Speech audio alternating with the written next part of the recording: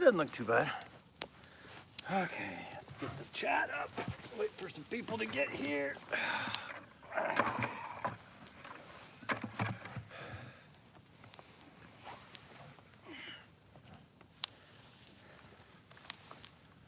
Oh, we got a like already, no viewers.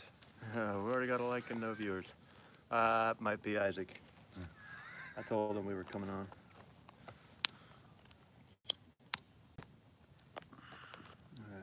Oh, here we are now. Now we got 4 people. Hey everyone, we're just giving folks a chance to get here. Hey everyone, we're just giving folks a chance to get here. In stereo. Hi Isaac, thank you for coming on such short notice. This evening is for a couple of things. Go lay down. First off, it's a chance for me to eat some crow and admit how stunningly wrong I was. Astoundingly, stunningly wrong I was. Yeah, so you can see the chat too. Hey, Jason Bradstreet, I don't know what 5 by 5 is, unless it's 25. Lay down. Hey, y'all going, go. Get it, go on, get. Go. Hey, go on. No, don't come over here. Right through the cords. Oh, you stupid dog. Go on, get, go. Be good. Oh, this is gonna go great. Our female's in heat, and so our male Pyrenees is losing his damn mind. Good evening, Robert. But she ain't giving in easy. So if you hear anything weird, that's what's going on. The Great Pyrenees world does not have the same concepts of consent that the rest of us do.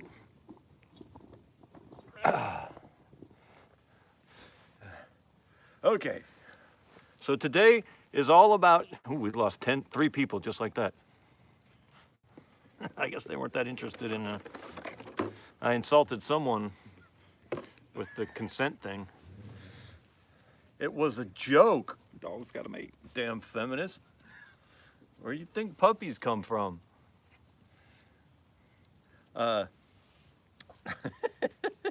It's gonna be hard to focus.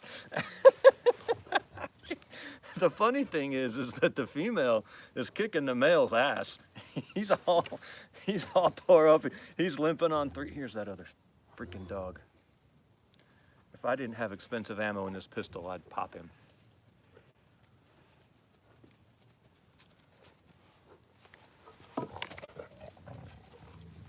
Just a minute, the neighbor's dog's down here.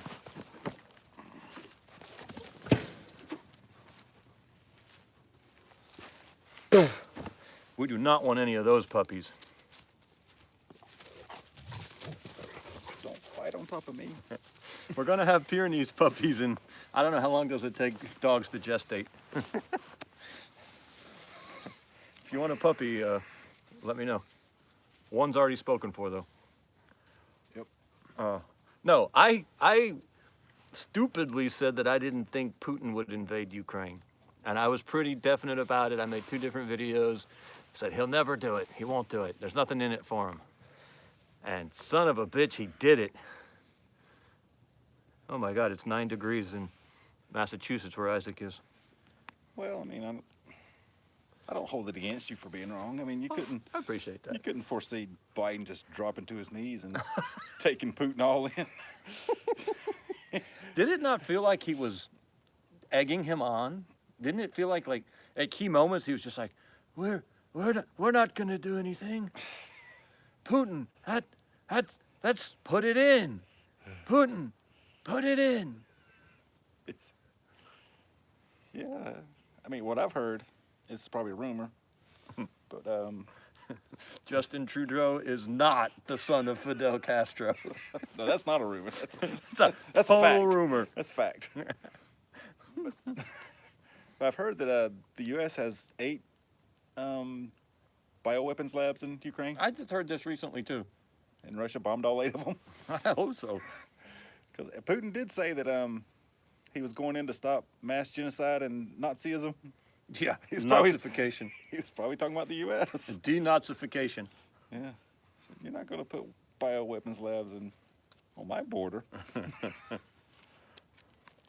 So, mea culpa, I was wrong. Of course, only 13 people are going to hear me say I was wrong, and close to 1,000 heard me make the prediction. So, it's a little bit like the New York Times putting their corrections, their front page corrections all the way back of, Page 10 on the very the bottom. Z section. I'm going to light this cigar for a minute.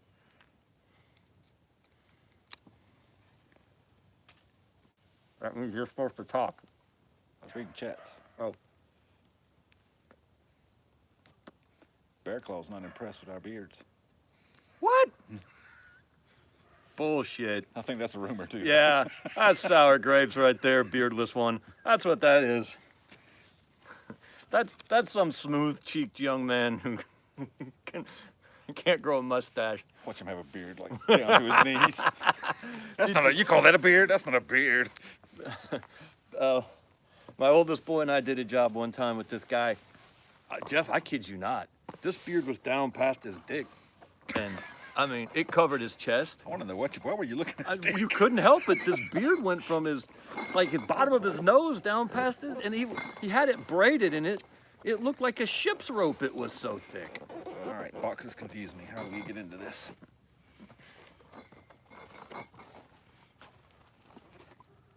We're outside. The kids can't hear us. I could make all kinds of weird jokes.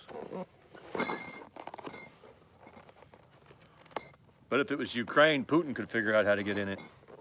That wasn't good. That was bad. All right. Look at there. That's how you do it. Thing. You can't carry it no more, but it's open. What's our choice tonight? I went with the Guinness. And I don't normally like the Guinness, but it's really hard to find a good stout or porter in this damn town.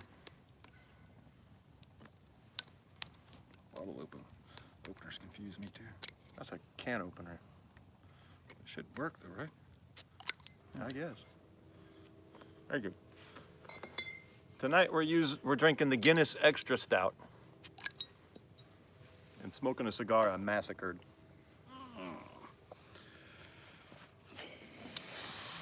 Oh, not bad. I must not have had that in a while. I might not have been drinking stouts the last time I tried Guinness. It's not bad. Daddy likey. Okay, so one more time, boy was I wrong. Because what I said was that he might do something weird in that Donbass region, but that he wasn't going into the rest of the country. And right now they overtook Chernobyl. How weird was that? Yeah. Chernobyl. Well, maybe he thought that Ukraine would bomb it just to get everybody else involved. Yeah, well, NATO involved. that's the one thing I read, that maybe he took it because it's all radioactive and so they wouldn't bomb it and stir up all the dust. Yeah. But I'm thinking you're admitting that all the dirt's dangerous and you just put your troops in there. I mean, what a raging asshole. Yeah, well, he'll care about his troops. No, obviously he doesn't give a rat's ass about his It's troops. a country, man. It's a few troops. Well, the problem Russia has is that they've got a really bad demographic crisis. Their next generation is really small. Major Ken is here. Hope y'all got bourbon. Major Ken, I love me some bourbon. I actually like rye whiskey even better. I can't drink it anymore because the last couple times I drank it, I just lost all sense of perspective. I mean, it was not pretty. I ended up in a bad way. Well, I'm trying to get this cigar lit. I have a redneck humidor. My humidor is to put my cigars in a sandwich baggie with a wet paper towel and put it in the refrigerator. And it's very hard to get it correct that way. So all my cigars are soggy as hell right now. That's what Clinton said. Oh my God, that's the funniest thing that's ever been said on this channel. Holy shit balls. I mean, just like this. That's some Dave Landau level. Dear Lord. I'm just going to give you the password to the channel. It is now yours. That was perfect. That was a good setup. That was fantastic. We've got 29 people watching and 7, or is that 20? 25 and only 7 likes. If you don't like that joke, there's something wrong with you. That joke alone deserves all 25 likes.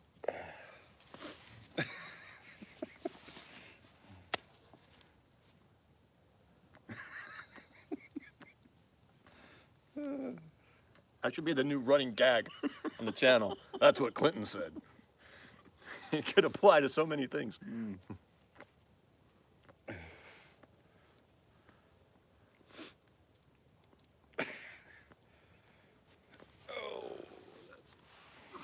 But this Zelenko son of a gun is impressing the hell out of me. That's the Ukrainian president. We'll try to catch up with some chats here in a minute. I'm sure y'all all heard about this. Biden tried to get him to evacuate the country because Biden wants this war. I'm convinced Biden wants this war. And Zelenko said, "This is Kiev. This is where the fighting is. I need ammunition. I don't need a ride." I was like Clint Eastwood level badassery right there. I need ammunition. I don't need a ride. I just give the damn man some ammunition. What happened? What did you do? I was just trying to get it to come back up. I'm gonna stop touching. Me and electronics don't go good together. If you'd have stopped it, I was going to stop touching. I was going to say that's not what Clinton said. What happened? Okay. There we go. Yeah, I mean, it is kind of crazy that nobody's helping. Nobody. Romania hit one of their jets. Although the French just impounded a Russian merchant ship in the English Channel for whatever good that does. It did seem like an escalation, though. I mean, it seemed like something.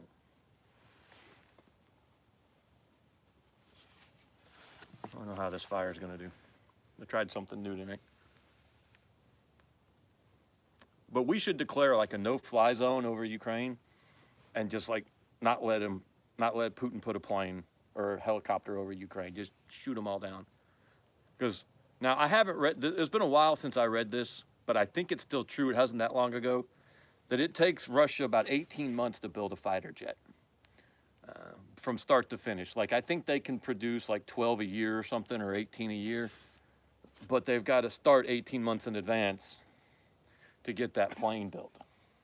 So every one of his planes he loses is a really big deal.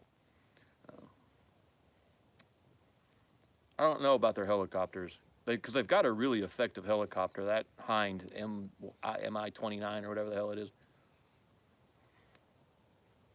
Hind, it's a really effective helicopter, but they're really hard to keep in the air as far as maintenance goes.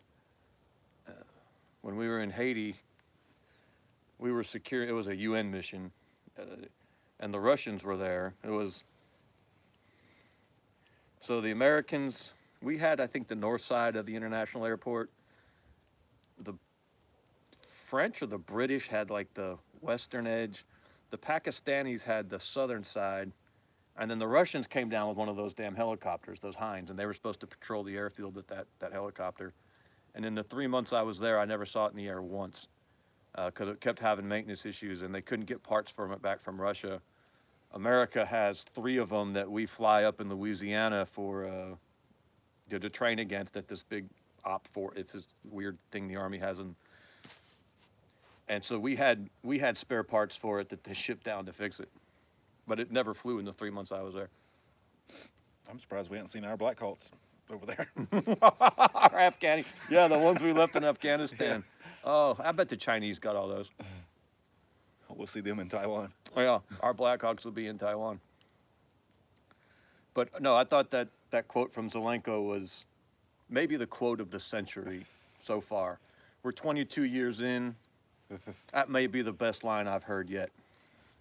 I don't need a ride. I need ammunition. I need ammunition. Putin's what? Biden's like, what? Ice cream? We'll send you plenty of ice cream.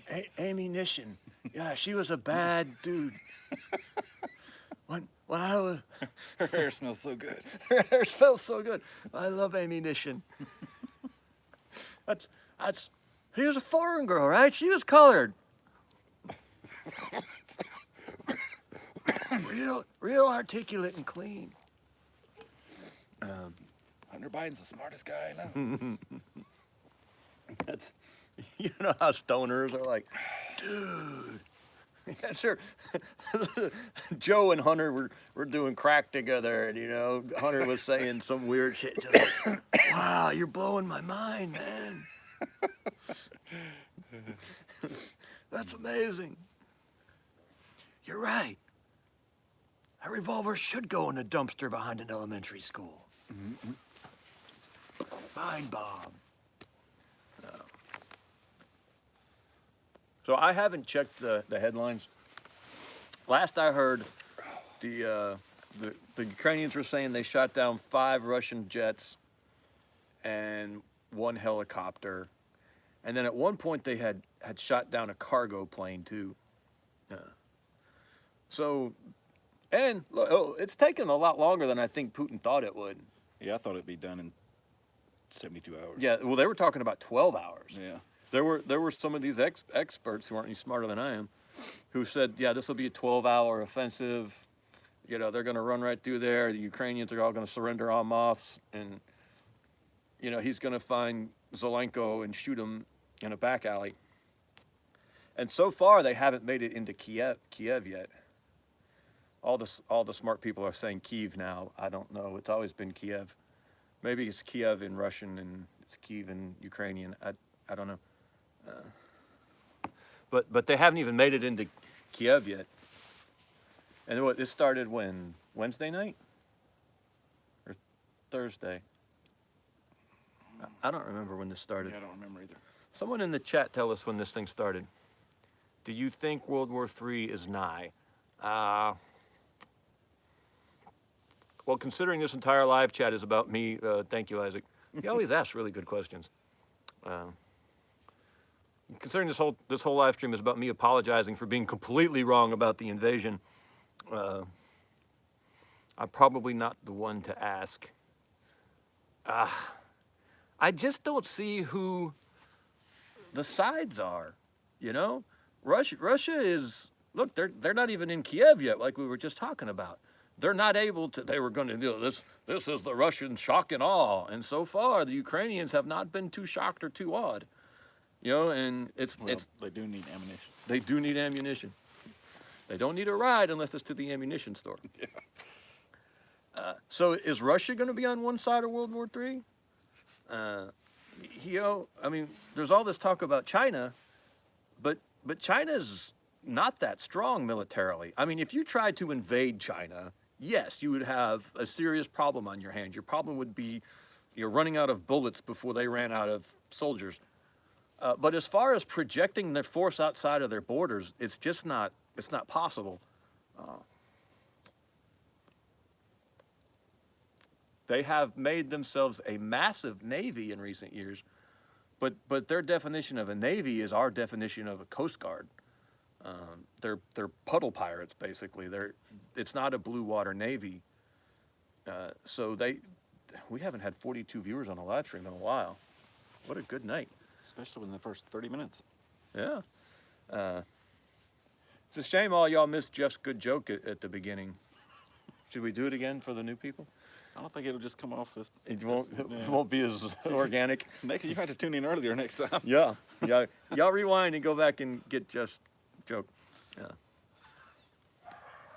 So who's going to be on the other side right now? As weak as America is, we're still the healthiest horse in the glue factory. So no, I don't think World War III is nigh. But like I said, I'm here apologizing because I didn't think Russia was going to invade Ukraine. So what do I know? I'm an idiot. If World War III is nigh, what it is then is a sneak attack with nuclear weapons. It's worst case scenario. And do I think that's likely? No. Because I don't think anyone is under the impression that they can knock us out before we could retaliate. That would take so many nuclear weapons. Yeah, because we have subs that. And we got subs all over the Yeah. place. I just don't think anyone thinks that they can avoid getting hit themselves. So I don't see that happening. And the other problem is China now has got a bunch of internal strife going on where some factions inside the Communist Party are trying to get rid of Xi Jinping. You mentioned me named Xi Jinping. I'd slap my father. What the hell are you, Xi? Wonder what it means in Chinese. I said, bitch. Micro penis. Did you listen to that Crowder episode? It's like, I'm trying to get banned from TikTok. Xi Jinping has micro penis. And my nickname is Winnie, and I smell like poo.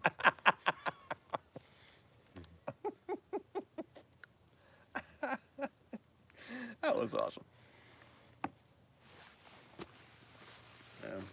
But yeah, they're on the verge of, I wouldn't go so far as to say a civil war. I just felt a drop. I wonder if we can get that umbrella to stand up over here. It's starting to rain. Raining on our parade. Oh man, it started.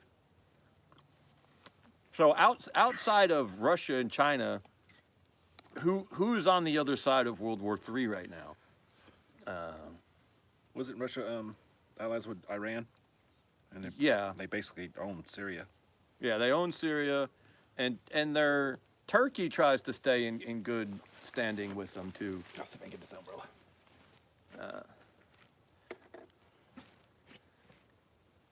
So maybe if Russia, Iran, Turkey, Pakistan is trying to sidle up to the Russians too right now.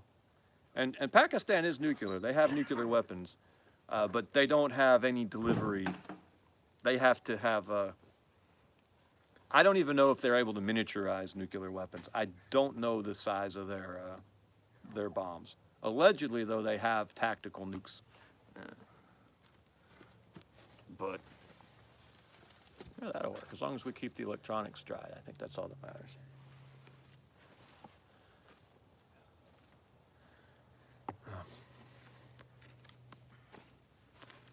I still think, our biggest threats are internal. Our biggest threats are our oligarchical, elite overlord masters who think they're this close to winning. They think they're almost there, and they feel the moment slipping away. Some group I'm on, someone posted a video I meant to watch, where it was like, maybe it was I think it was now don't quote me on this, I haven't watched it yet. I just read the synopsis and the comments.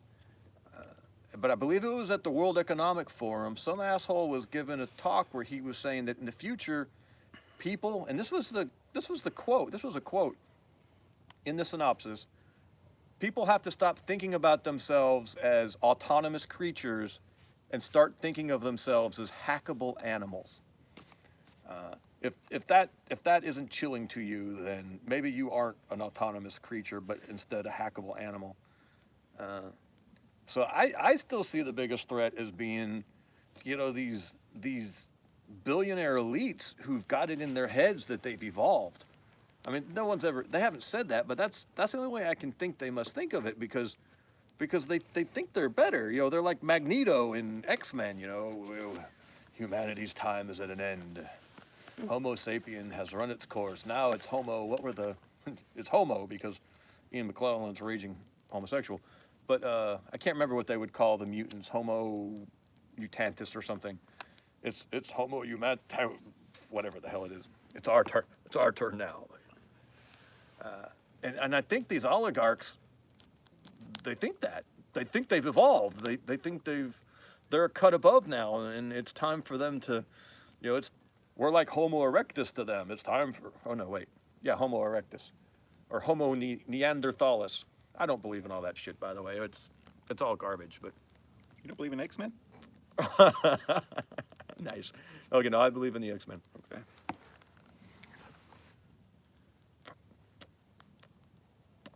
You ever seen speaking of what? I was about to talk about the Neanderthals and how, you remember the Klitschko brothers? Those fighters? The boxers, yeah. Who look just like Neanderthals? Well, Vitaly Klitschko now is the mayor of Kiev.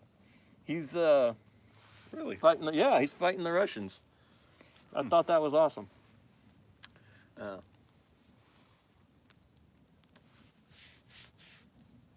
But them Neanderthals, them's just ugly people who apparently are very good boxers and fine mayors. But still powerful, ugly people. So I still say look within.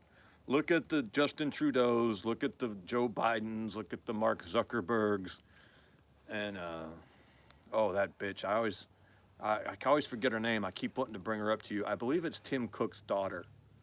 She owns the Atlantic.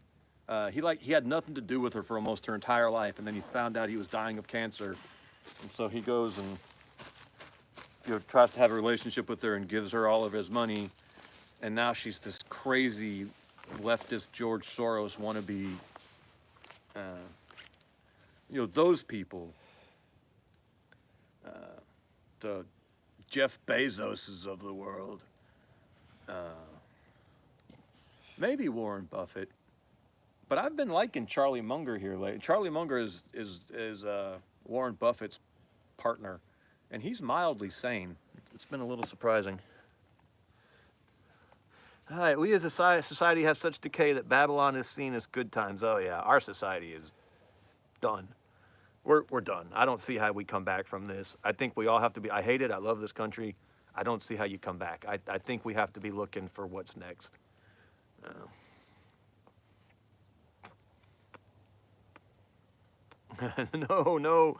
No, Mark Cox Zuckerberg.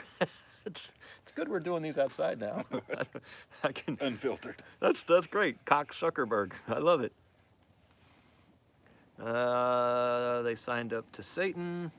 Did y'all see the Russian fall from a rope while trying to land on a Ukrainian ship? Oops. I wonder what happened. Because that was some high-speed, low-drag special forces type who's trying to do a... But that's not easy to do. Yeah, we call it spy rigging, SPIE, special purpose insertion and extraction. And it's pretty dangerous, but you're supposed to be tied in with 2 different knots. I was supposed to do it one time. This is how stupid I am. And I got up to the rope, and the helicopter was coming in, and I forgot how to tie the knots. And I'm sitting there, and I wasn't a young Marine, I was a corporal. And I was too embarrassed to tell anyone I couldn't. I just sort of blanked out for the moment. I couldn't tie the knots in that moment. And I was just gonna tie something random and get on the fucking rope like some kind of idiot. And by the grace of God, one of the recon guys had to get one more. They have to do so many to keep their certification. I don't know. Anyway, some recon guy came over and said, "Hey, I got to take your spot. I got to go." And I acted like, "Oh, what? So you're just going to kick me off?" Oh, thank God.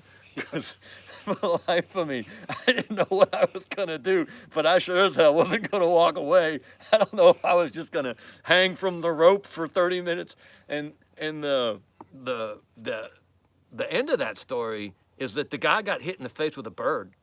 The guy who kicked me off, there was a recon guy. Well, they just did this loop, and it was like 15-minute flight. Took a bird right to the face. He looked like, did you see when Fabio hit a goose on a roller coaster? Mm-mm. Oh, it was awful. He was on some roller coaster in Virginia. I think he was at Busch Gardens. And one of those Canada geese he hit him right in the face on the roller coaster. And like the goose exploded, and he was just covered in goose blood. The guy looked like that. So who knows what I'd been hanging from that rope with some kind of, jacked up granny knot, and I took a bird to the face, and y'all could have avoided a whole lot of awkward live stream moments.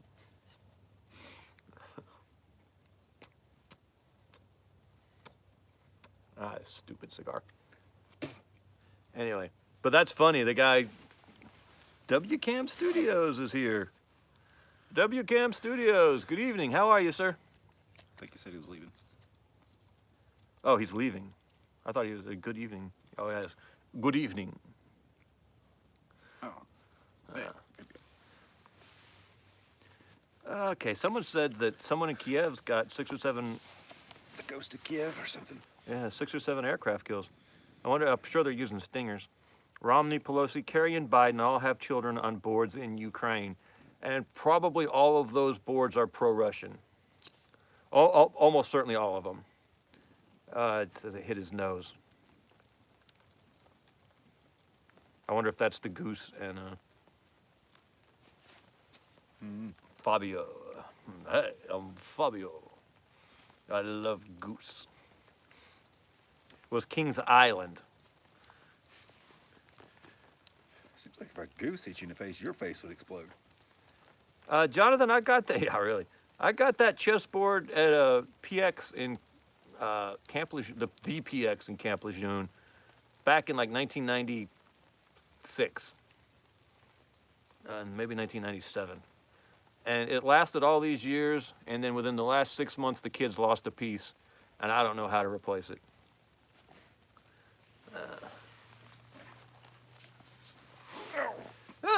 Look at that. WCAM's going to Alaska to start a cabin build. I hope you do a video on that, WCAM. That would be interesting. Okay. My Polish contact. This is Major Ken. I mean, Russia could declare Alaska independent territory and go in and Put the peacekeepers in there. We'll go peacekeep Because this they can place. see Sarah Palin's house from there,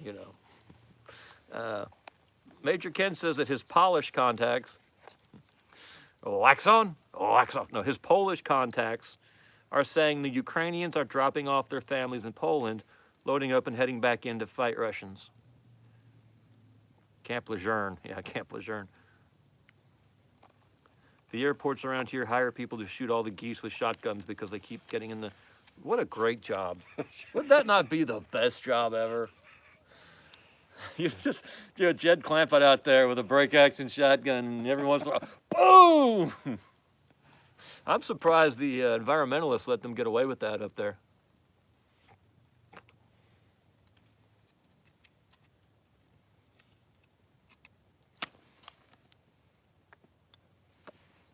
Oh, wonder if I can get something out of here that would be better. I got a Bic. No, can't do it. That was quick.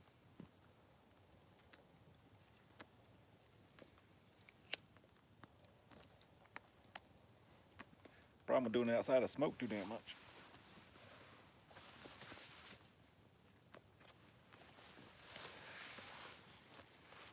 Yeah, Major Ken, these Ukrainians seem serious.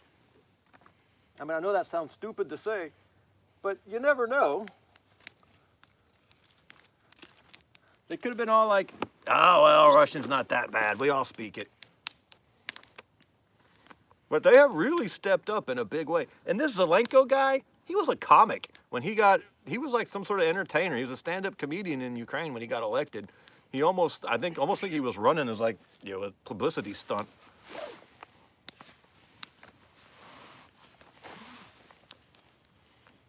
Yes, tobacco is a drug. Okay, Lance Corporal veteran. Anyone notice Russia hasn't knocked out the infrastructure for fuel, electricity, or water, which probably means they want to not only make Ukraine comply, but to demands, but to conquer it. Yeah, that makes sense to me. Lance Corporal veteran, you were the one who asked if I was ready to eat crow. I don't know if you were here earlier when I ate crow, but I ate a lot of crow. I ate like Fabio on a roller coaster amounts of crow. I was wrong. You were right. Big Country, West Virginia says, I'm the only one wondering why the Ukraine hasn't taken out the pipeline Russia has going through the Ukraine. I think it's because they get a lot of revenue out of that pipeline. Smoking is bad for you. Tobacco is a drug. So are women. So is cocaine. So, That hadn't stopped so it. is cocaine. That hasn't stopped. I picked a bad time to quit sniffing glue.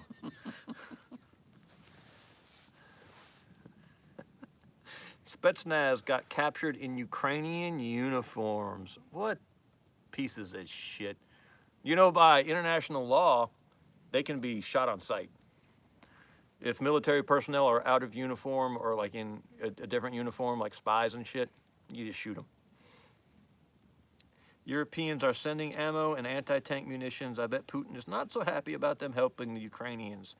No, he is not. I read that the Brits and the Swedes are sending an anti-tank weapon that's a dumbed-down version of our Javelin, which I've seen the Javelin in action. They adopted the Javelin when I was in the Marine Corps. They replaced the Dragon, which was a smaller version of what I did with the tow gun, and they replaced the Dragon with the Javelin, and it's an impressive weapon. Even 20 years later, God, how long has it been? 25 years later, I'm sure they've upgraded it. Ukraine should have got with Israel and got some of those. They should have got with it. Those damn iron domes. I wonder what side Israel is on in this one. That would be interesting to know.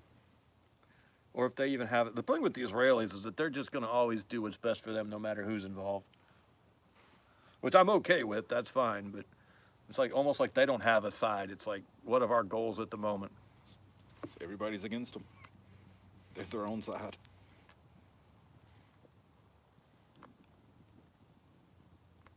Yeah, I read that.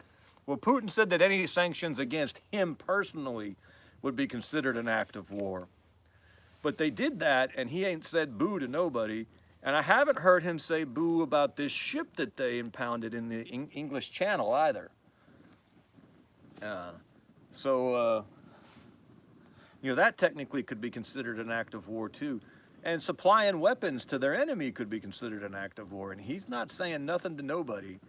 I really think he knows he's in over his head, and he's looking, maybe not for an exit, but certainly for something to limit, He doesn't want this thing getting any bigger than it already is. Of course, again, I thought he didn't want to go in to begin with, so who am I? I'm an idiot.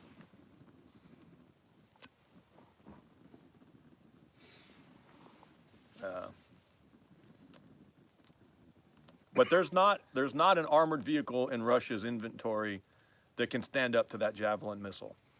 So if they've got a bunch of those Javelins, even the difference between the British version and our version is that the British version has a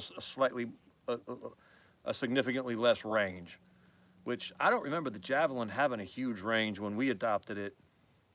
I think the tow was 2,200 meters.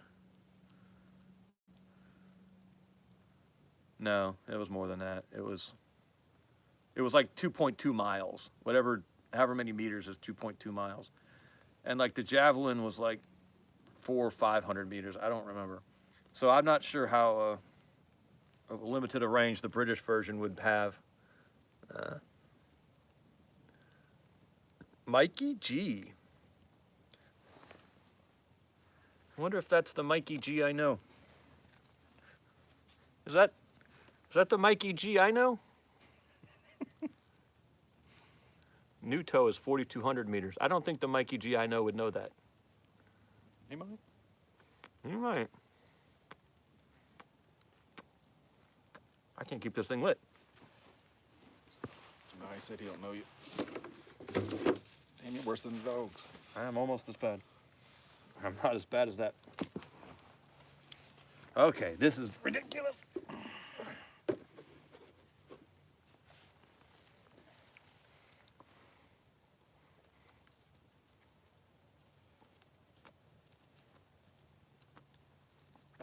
Let's see.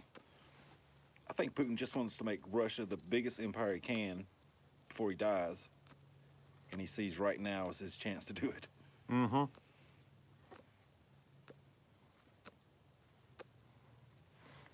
I mean, he don't care about the people. Yeah, He just wants to go down in history as making yeah. Russia the biggest damn empire. And with as weak as Biden is, and as tied up as Biden's family is with him, Yeah. yeah, this is his moment to. How come there's not a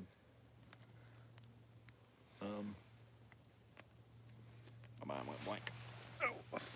And can you see how many likes we have? 27. That's how many we were trying to get when you made your awesome Clinton joke. Maybe we got all those likes then. Oh, but I brought up all that about the javelin to point out that Putin could be losing a lot of tanks right now. Well, he doesn't have as many tanks as people think, but he could be losing a lot of armored vehicles right now. I mean, a metric shit ton of armored vehicles, because there's nothing that can stand up to that javelin. It's shoot and forget. You just got to pop up behind some rocks. It's shoulder fired. The whole thing weighs like 45 pounds. You pop up, you clack that sucker off, you pop back down, and it goes down range, and it does this loop. It goes over the target, does this loop, and hits it from the top, because that's where the armor's weakest. And there's just nothing that can stand up to it. And the British version, it's got less range than the American version, but it's actually a lot cheaper to produce because of that. And so he could have quite a bit of those. And yes, Putin has a lot of tanks, but not as many as everyone thinks. They've got a real bad maintenance problem. And the problem is they count every tank they've ever made as being in their inventory. Even so, like, you know, tanks from World War II, they still kind of count as being serviceable tanks. So if you ever see what Russia claims is its tank force, it's like astronomically high, in the millions of tanks. But like, they don't know where those things are. They've been abandoned in fields. They've been given away, you know, but they've sold them, but still like, well, we made that tank back in 1951. So, you know, it's ours. We can throw it at you. Or it's sitting in a field somewhere, rusting, scavenged for parts. They have a horrific maintenance problem in the Russian military. And I'm sure Putin was mad as hell when he said, all right, I want everything to go to Ukraine. And they're like, okay, well, this is what we got. And he's like, what? This paper says I've got, yeah. Yeah, well, you know, it also says you've got, you know, a yak from World War II. You know, it's in a museum, but. Yeah, but I mean, he's not stupid, so I mean, he wouldn't. You don't start a war, you can't win. He's not stupid, but how much accurate information does he have? You know, are people telling him what he wants to hear? Is he in some kind of bubble? Yeah, but still, if you think in your mind you have 500 tanks, you only got 3 on your front line, you're like, well, we might not want to cross the border. Yeah, but like, well, yeah, no, he at some point he said go, and hopefully someone said, okay, well, look, this is what we got. I don't know. It just didn't come up overnight. He's thought this out. He has a plan, and he obviously thinks he can finish the plan. There was this hideous man who was this, I can never pronounce his name. It's like Kushku or Kushka, I can't remember. Chescu. He's a Romanian dictator for decades. And just, I mean, Hitler would blush at the things this guy would do. And when they finally came to overthrow him, there was this giant mob of people mobbing his palace, and he's like, he honestly thought they were coming to cheer him and protect him, because he was in such a bubble, but people have been telling him what he wanted to hear for so long. He thought he was this beloved dictator, and they had to say, oh no, they're here to kill you. And then he tried to run, and they like tracked him down and mangled his body and drug him through the streets and drugged? I don't know. They drug him. We had to drug him out of there. So, I mean, but the point being, sometimes these brutal dictators, you know, they end up being surrounded by yes men who are like, oh, you're not sending me to the rape dogs. The guy literally had rape dogs. This is how. Can you imagine if he loses? Oh, it's going to be a Biden win. They will. God, yes. Oh, I hadn't even thought about it. It's going to be like, Biden's a genius. our overwhelming sanctions. Oh God. Biden's gonna be like, what? Huh? He won? I mean, we won? What? But Putin. I've heard this phrase before. Putin. That's what Clinton said, right? Putin. Did I poot again? My brain's made of pudding. But no, you're right, because they've already been. Did you see where like Stephen King said, "Thank God Trump's not in office. We have the strong leadership of." Oh my God. Yeah. You're just delusional. I mean, Stephen King, you need to shut up and just write books. yeah, please. That's your job. Write Please the book. don't insult our intelligence. No one is going to believe that doddering old man who keeps losing fights with his teleprompter is the right man for this moment. Unless Ukraine saves his ass. Well, you're right. They might. Oh, man, I hadn't even thought about that. Oh, I can't pull for Putin, but still. I don't think. Yeah. God.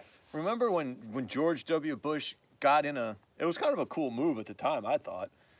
An aircraft carrier was coming back from Afghanistan, and he jumped in some fighter jet, in the back seat of a fighter jet, and flew like halfway out to Hawaii and landed on the deck of this aircraft carrier and welcomed him home.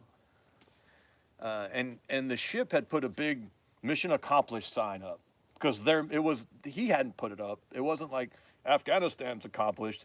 The aircraft carrier's deployment was over, and they had accomplished their mission. And but the press made this huge fat hairy deal out of this stunt in the middle of the ocean, and the war's still going on, and mission accomplished. But think about what Biden's gonna do if Ukraine wins. He's gonna light up the White House with the Ukrainian national flag and declare Joe Biden victory in Ukraine Day. Yeah. And it's gonna be parades with big paper mache Joe Biden's, waving.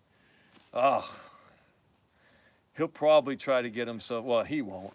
Someone's gonna try to get him put on Mount Rushmore. The savior of Ukraine. While he's trying to get Zelenko to run. You got it. You gotta get out of Ukraine. That's in Ohio, right? You gotta get out of there, man. Jackass. Oh, you ruined my night, Jeff.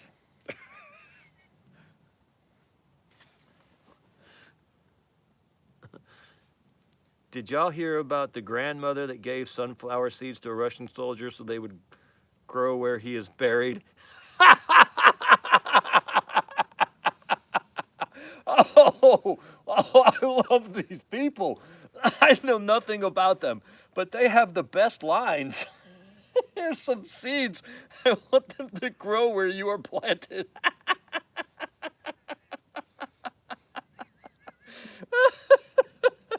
That is awesome. Oh. Where's Hunter? Well, he's probably trying to figure out if he's going to get paid this month from his corporate boards in Ukraine. Yeah, I don't know about the bioweapons lab, but I mean, it's just what I heard. Mm-hmm. I heard it too, and I even saw a map with them located on it. Smoke another one, boys. Rum and Coke for me tonight. Hey, Bubba is a little concerned about our smoking. Yeah, me too, man. I'm sorry. I got my vices. Vodka and cigarettes. They're not big. It's just vodka and cigarettes. He's like a supermodel. And climbing ladders. I drink vodka because it has no calories. It's my clear liquids. When I'm hungry, I just smoke a cigarette and drink some vodka.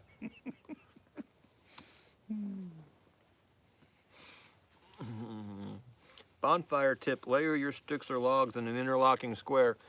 Interestingly enough, Lance Corporal Veteran, these are layered in an interlocking square. I was wondering if he could see that. I was like, Yeah.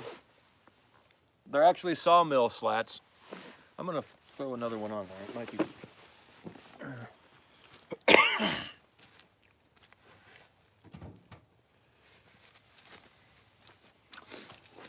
This is on the base. I'm not going to throw one of those on top, though. I might.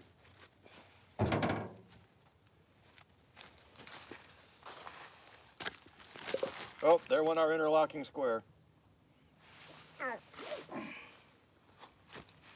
You have never played Django. Not successful.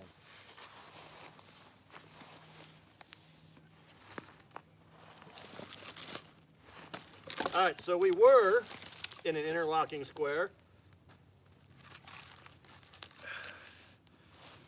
Now we're in a pile on the ground.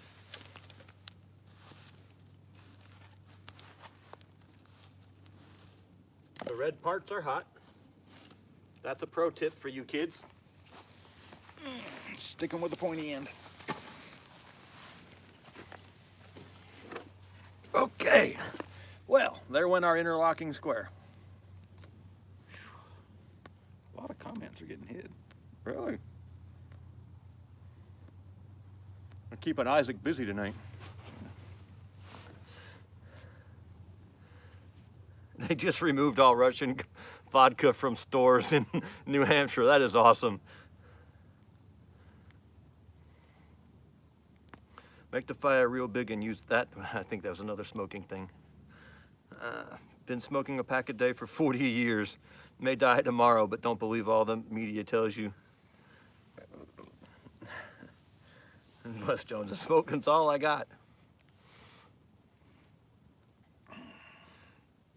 Who's the troll?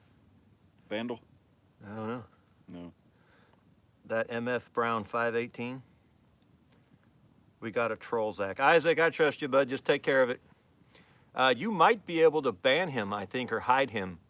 So if you need to take a stronger action, feel free. Sorry, Vandal. I wasn't accusing you of being a troll. I seen a lot of some of your messages deleted. Hey, Dean's here. Dean, you were right. I was wrong. Nothing else to say about it. Of course, I know you're not going to beat me over the head with it, but you were right. Said the math doesn't make sense, and Dean said, Russians don't do math. That was his literal response was, Russians don't do math. Math is racist. Damn, Dean. But he was right. Oh yeah, but the Putin, Biden and the media, they just were begging him to do it, Dean. 100%. Just, yeah, do it. We won't do anything. We won't do anything. Go ahead, go, do it. They won a war. They needed distraction. I'm convinced that's why they wanted it so bad. They're willing to try anything to try to save this presidency. And they thought, well, maybe bombing an aspirin factory worked for Bill Clinton. Maybe a war in Ukraine will help Joe Biden. I mean, because if you noticed, if you watch any of the news, it's always Russia bad. Russia, Yeah. Russia, they flipped on Russia that. Oh, as soon as there was no commies. Yeah. And they're all like really insulted that conservatives don't hate Russia anymore. But we never hated Russia. We hate commies. And the left doesn't get it that, okay, we don't trust Russia. We don't trust Russia. I don't like Putin. But so the commies are here. Now the commies we hate are amongst us. Because the damn commies in Russia won. They won. They had this thing called their March Through the Institutions and their fifth column and all this. And it worked. And they won. And they took over all of our institutions. So now the commies we hate are here.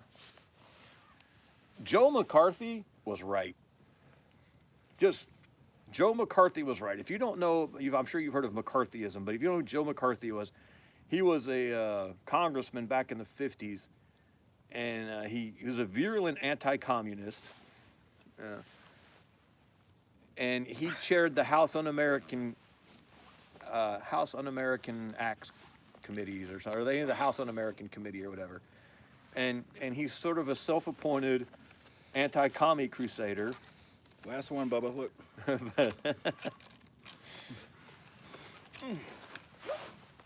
And he kept finding commies everywhere, but he actually found commies. So like, he was part of finding the Rosenbergs, who were these Russian spies who stole the nuclear secrets and gave the nuclear secrets to the Russians.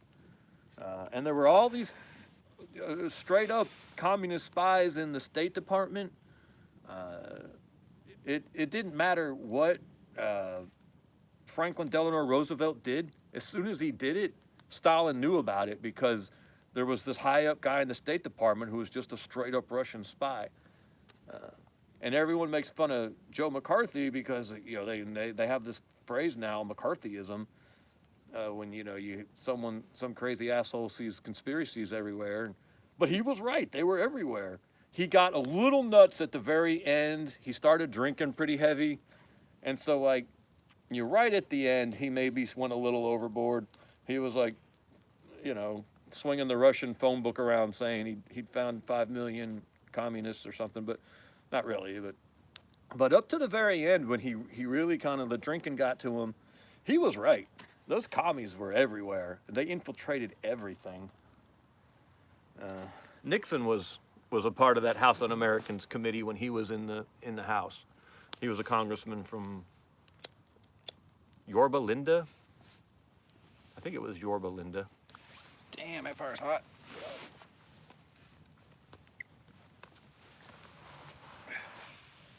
And he actually went, the Rosenbergs had hidden also they were gay. Or at least one of the guys that they were using was gay. But they had hidden all these microfilms in a pumpkin somehow. Out in the garden, they'd put all these photo negatives or something in a pumpkin. And somehow Nixon found out about it, and he actually went to their house and looked in the pumpkin or something. I don't remember all the details. But Joe McCarthy was actually a hero of the Republic. You know Biden is bad when the dollar store has to raise their prices. We was talking about radiation. Hey, Wes. Hey, Wes, did you watch that video? Did you see your holster? I took your holster out shooting last weekend. It did pretty good. Yeah, it held a pretty good group. I was surprised. I didn't think a holster was gonna. That didn't work. Did you see where I was trying to go with that? But it just wasn't getting there. Fighting commies will make you go mad. General MacArthur was right too about China at the end. Yeah, MacArthur was right about China. MacArthur said we should have just kept going and took over China. And Patton was right about Russia. I hid something in a pumpkin once. Wes is one of those, it doesn't matter what he says, just the tone you imagine him saying it in is funny. I watched one of his live streams, and the whole time he was fighting a fly. And that was the funniest shit I've ever seen.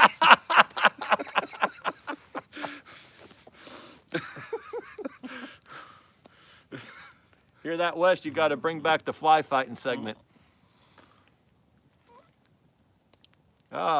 Wes missed it. He's been busy with all the grandbabies. Well, that's a reasonable thing to be busy with, Wes. Let it burn the leaves. It's good for the grass. I just don't want it burning me. Well, it's going the other way, so. Shit. Jeff's a sissy.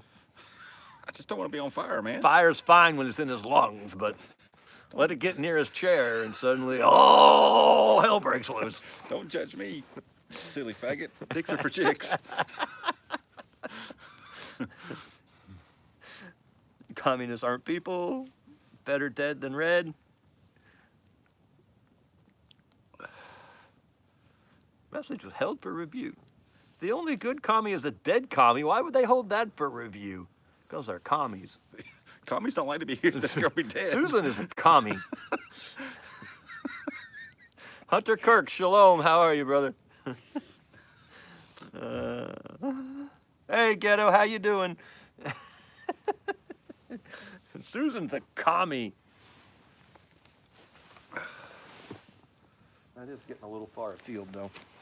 I wish I would, every once in a while, stop talking long enough to puff on this stupid thing, enough to keep it lit. I drive myself crazy. All right, you got to hold the fort down for a second. I'm going to try again. Back there.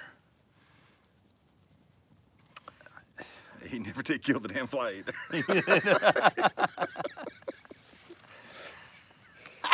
Well, it was funny as hell. What the hell, Wes? You can't kill a fly? He needed some chopsticks. Wes' son. That was a funny movie.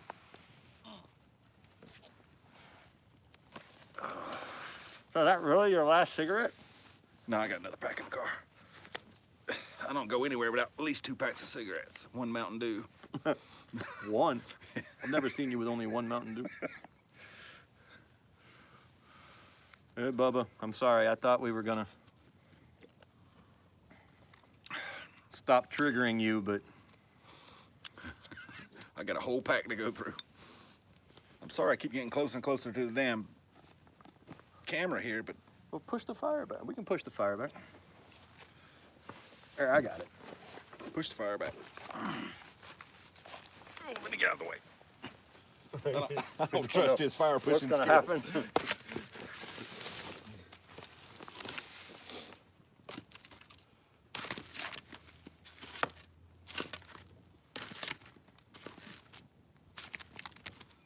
Oh, come on. Wes fought a fly and you fought a fire. Neither one of you won. No. Okay. How's that? I'll see.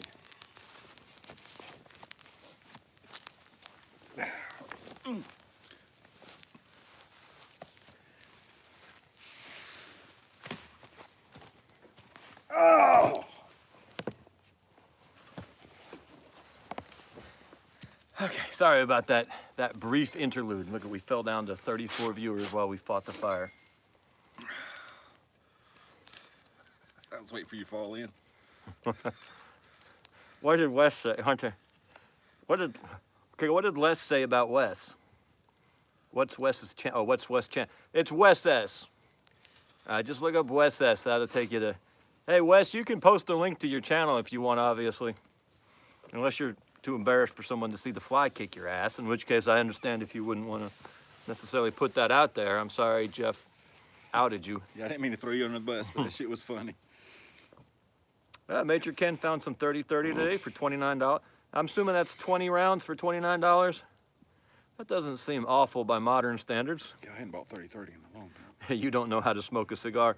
I know how to smoke a cigar. I don't know how to shut up long enough to smoke a cigar. I love the sound of my own voice more than I like the cigar, and I like the cigar pretty good.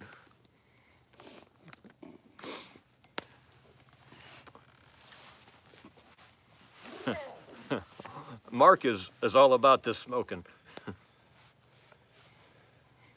All right, so we got Bubba against Mark IV. Mark IV? 4 smoking. Not the number 4. I'll say, I'd like that.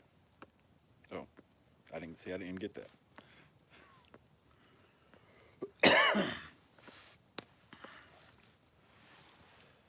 Mark IV was a version of the Lee Enfield that was pretty good bolt-action rifle. Oh, let's not get down that road again, though. So what were we talking about before the fire distracted us? I'm sure it wasn't important. All right, chat, we need a... It's my retirement plan. We're on the same plan.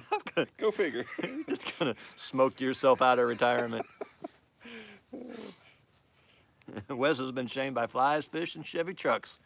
Oh, yeah, Chevy trucks are shameful, Wes.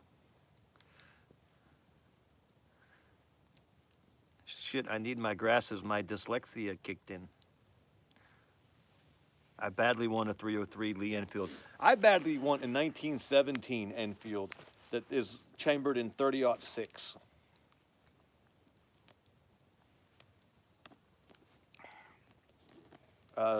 The Brits were making them for America in World War I because we didn't have enough 1903 Springfields to go around. And so they were making us some Enfields chambered in 30-06. And that is the rifle that they got used at Ruby Ridge before when the feds first attacked, they shot Weaver's dog, and his son and his buddy were out there hunting. And when the feds shot the dog, the buddy shot the feds, and he had a 1917 Enfield chambered in 30-06, and I think he killed two of them, or he killed one and shot the other. So you know, pretty effective. Andy lived to tell about it. Did he? I can't remember if I think the friend did live. Yeah, the friend did live. The son ended up getting shot, Yeah. and then the wife got shot. And I think she was pregnant and holding a baby, if I remember correctly, or maybe she was just pregnant. Yeah, I don't know. I haven't looked up on it, but I think she was holding the baby. Because they shot. Oh, fuck. What was his name? Randy Weaver? Yeah, they shot Randy Weaver as he was going up the stairs or something to the house, and then they shot her once he was in the house, or something like that. I don't Yeah, know. they shot her through the window or Yeah. something. And then they were making fun of him the next morning, saying like, you know, is your wife gonna make you breakfast and some shit? Ugh. Those evil fuckers. And that same guy was in damn Waco. Yeah, he was at Waco. Yeah. And I think they were trying to make him something at the ATF recently, if I remember correctly. But I'm sure he was just following orders. Oh, yeah.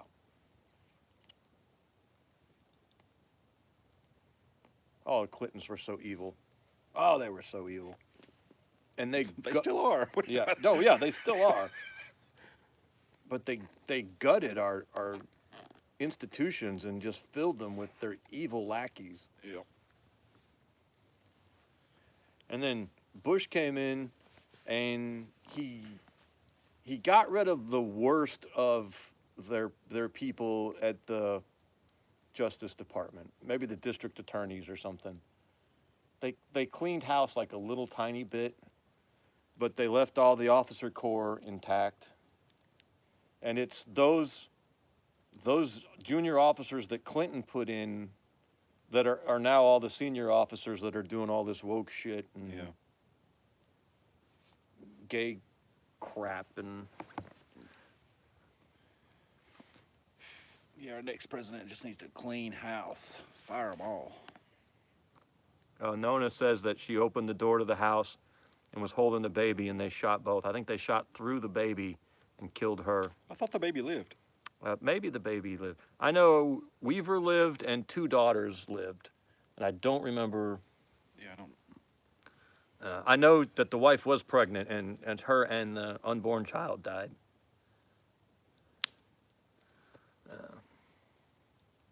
I don't know. It was tragedy, regardless. And It was. And we all should have rose up then at that point. hell, I was what? Fuck.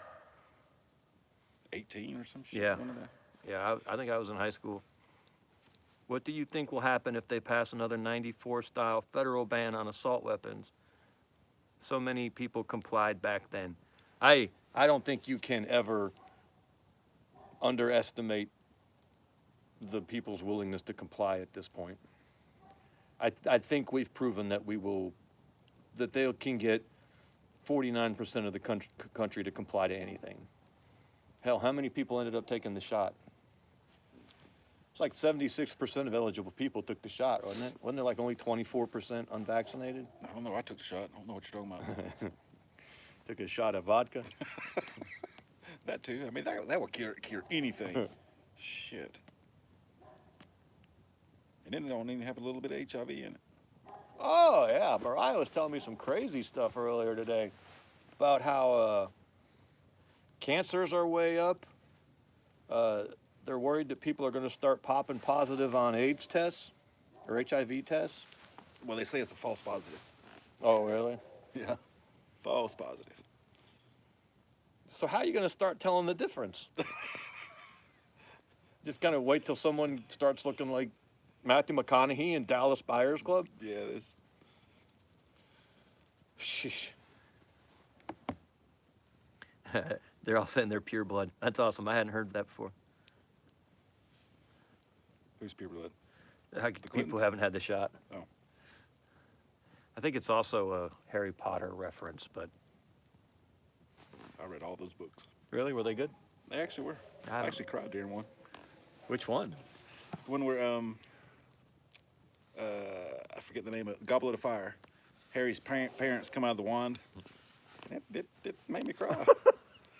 I admire your self-confidence for He got- admitting that. It got to me. His parents came out of the wand, and it was a pretty touching moment. Stephen King's never made me cry, damn it. Damn pussy. He made me cry with laughter.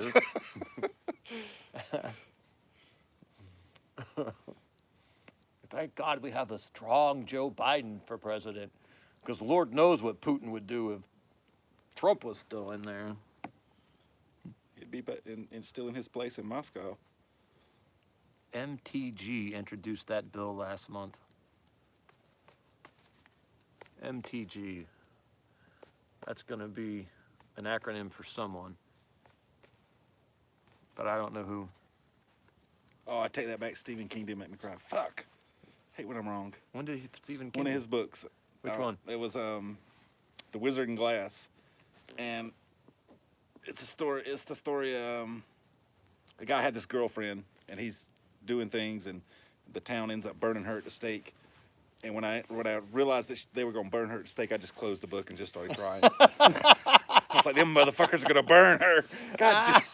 So I take that back, Stephen. I'll give you that one. You didn't make me cry. I had no idea you were such a sentimental softie that Yeah, I mean, novels can make you cry. I got a great imagination, man.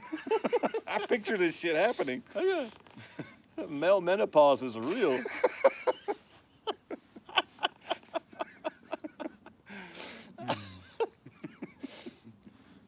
I got tore up at a book once. I didn't cry, but I was really young. So I was like 20. And so I don't think I was capable of crying. And I was reading this book, and it was kind of a weird book for me to be reading. My mother was always trying to push me into, to being a little more cultured. So she'd given me this Dostoevsky book called The Idiot or The Prince. It can be either one, I think. And I really got into it. And at the end of the book, the ending was just awful. I mean, it was just the most enraging ending. And I got up and I started swearing, and I threw the book across my room, whatever the hell they called those rooms back then. And I mean, I was pissed. And I didn't pick it up and to finish the last few pages for months. So, I get it. And I cry at Mel Gibson movies frequently, so I'm not judging you too harshly here. Yeah.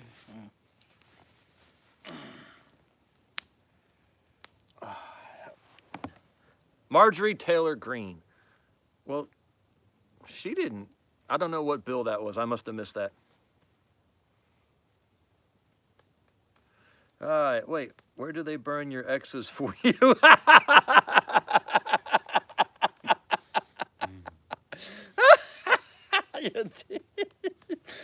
Oh. I'll tell a story I probably shouldn't tell. I had a rather acrimonious divorce, and that's putting it lightly. That woman and I haven't said one word to each other in probably close to 15 years.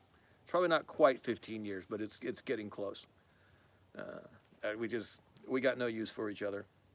And she had actually moved away, and she had moved down to Atlanta, and, I hated that the kids were that far away, but it probably wasn't a bad thing that she was that far away. Well, they moved back about, I don't know, a year and a half ago, 2 years, I can't remember. And she got a job as a local real estate agent. And now her face is plastered on this giant billboard I've got to drive past every time I go to town. Talking all about family. I'm like, okay. That's great. She's holding my grandbaby and like this, I don't know, it's a really weird billboard. But I'm also not a great, I'm a little biased. Oh. It's nice to see the grandbaby, though. I get to see the grandbaby every time I go. It's hard to be too mad when you get to see. You gotta close one eye so you only see the. Yeah, you only see the grandbaby.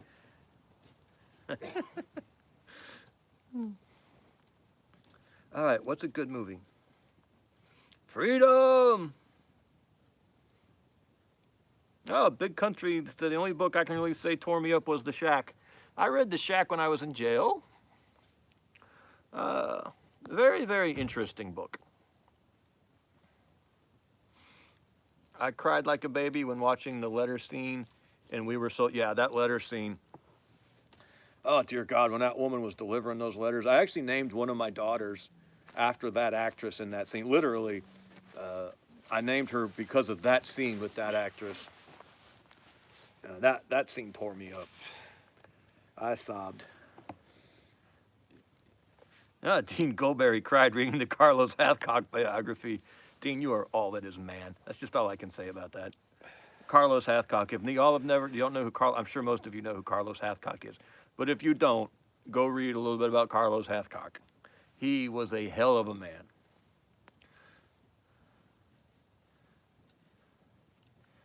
Les Jones says, Bloodfather. Aaron Dennis, good evening. Sorry you got to leave us. Mark Beasley read The Moon is a Harsh Mistress, and I'm drawn towards libertarian ideas. I've never heard of that second one. It's a little bit of a clunky title, and I'm drawn to libertarian ideals. Bloodfather's a movie, okay. Wes cried in Bloodfather when they trashed the Tornado. Hunter Kirk liked Apocalypse Now. Bear Claw liked Whitefeather.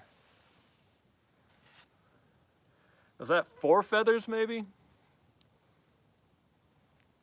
I'm sure the man knows what movie he liked.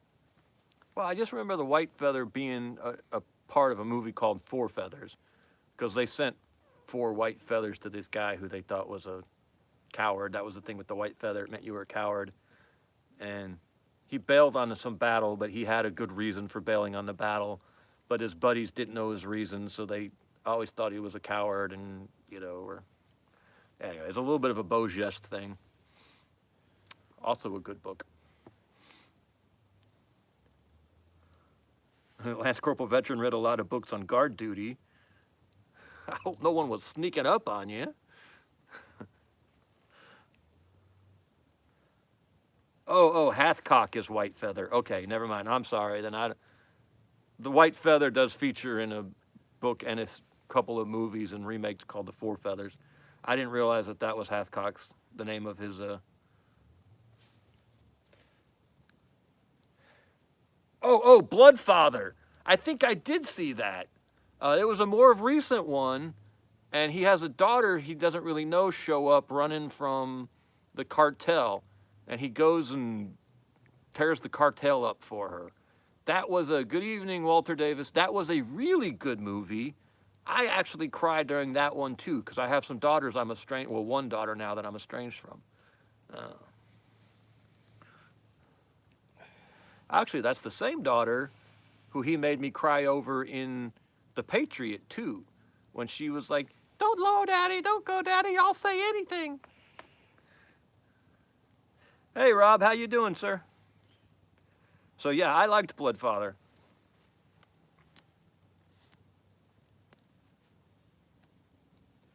Now, right after September 11th, I got recalled, and I went ahead and got a haircut and got ready to go. I was leaving in like 2 weeks, and The Patriot had come out right then, and it was in the movie theaters.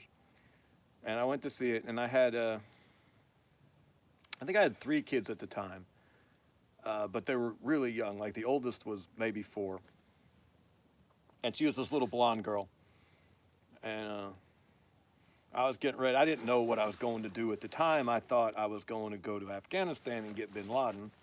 I ended up just going to Quantico and sitting behind a desk for a year, but didn't know that yet.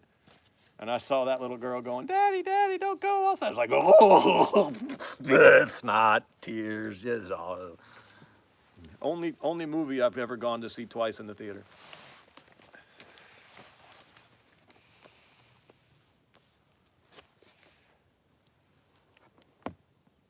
Wes, I used a cookbook once.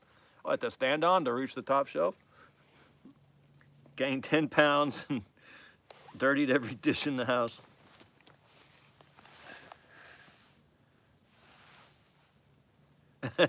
Wes is mad at Rob now. Can't be mad at Rob. Could you imagine being recalled now? I mean, I wouldn't take the shot, so I'm assuming that they would just throw me right back out. I think you know people they're about to put out for not taking the shot, right? Yeah, it looks like it's gonna come down to that. I hate it for them because they really enjoy it.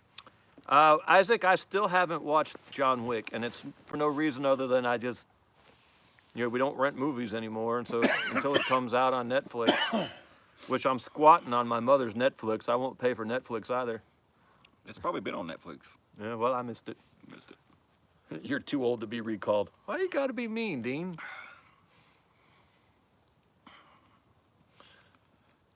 At least he spells your name right. You know, did I say this already? Palmetto Paratrooper is like literally trying to buy tickets to Ukraine right now. He's trying to get a passport and everything. Hey, C-103 is here. How you doing, C-103? Damn, Dean. Somebody delete that comment from Dean about me being too old. That's just harsh. I cry every time I hear the Cats in the Cradle song. Yeah, that one gets to me too. Male menopause.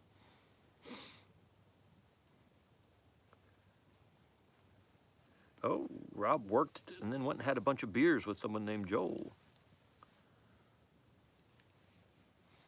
Not mean, Wes, just facts. You need to keep your eye on that man. Oh, Sergeant York was a really good movie too. Sergeant York was excellent.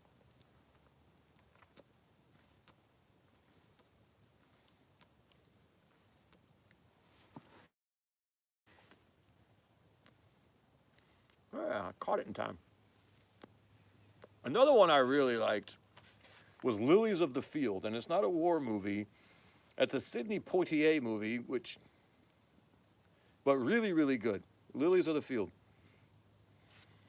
I noticed no one's mentioned anything recent where they have a 100-pound woman kicking the shit out of a 250-pound man. I really love that movie. Or a whole SWAT team of 250 pounds. It was a great movie. I mean, you put her in a bikini, I'll watch it, but Oh yeah, I'll watch it. I'm not gonna believe it. But I'll be like, all right, whatever. Those guys let you in. In the old days, she'd have had a lot more ass.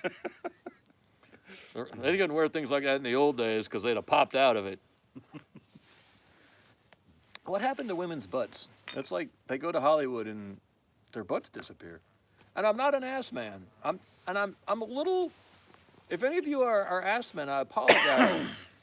But I'm a little skeptical of an ass man. But you still like them to have it, It's not, even if you don't focus on it, you still want it to be there.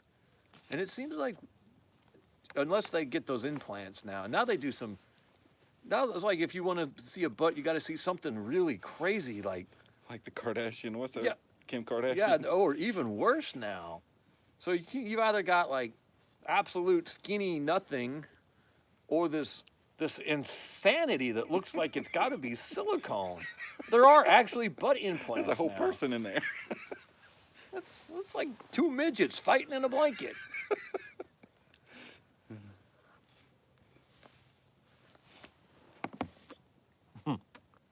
Bearclaw says blasphemy. I don't know if that was about the ass man thing. I'm serious. Nothing good ever came out of an asshole. Think about it.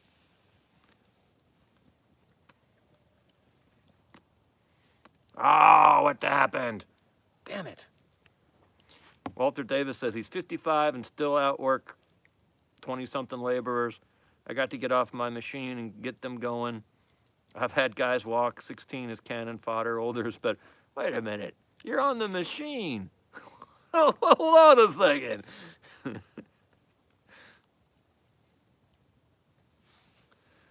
Wow, Rob says it's mid-20s. I don't know. It's probably in the 40s here, right? It feels pretty good. Yeah, but we got that fire going. are formerly nicely stacked interlocking squares.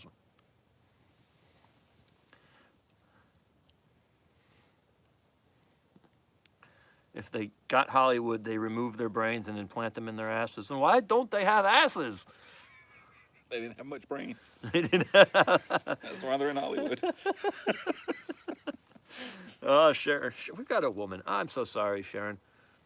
She mentioned Band of Brothers. Yeah, I let my cigar fade, Rob. Boobs, Bibles, bullets, beer, and boots. The 5 B's of man. Ooh, I should do that video, Isaac. That's a good one. Boobs, Bibles, bullets. We might have to change the order a little bit, but But you want the boots first? well, he's got the boobs first, but we the might have to boots. put Bibles first. Oh. He's got boots last too, and you know, I don't know. Boots might have to go right after boobs. Especially if they have Velcro on them. For the it seems like for the 20th time. It is the 20th time. I gotta stop talking so much. And here's my. How many beers have you? I'm at 2. I haven't got past the neck. the neck.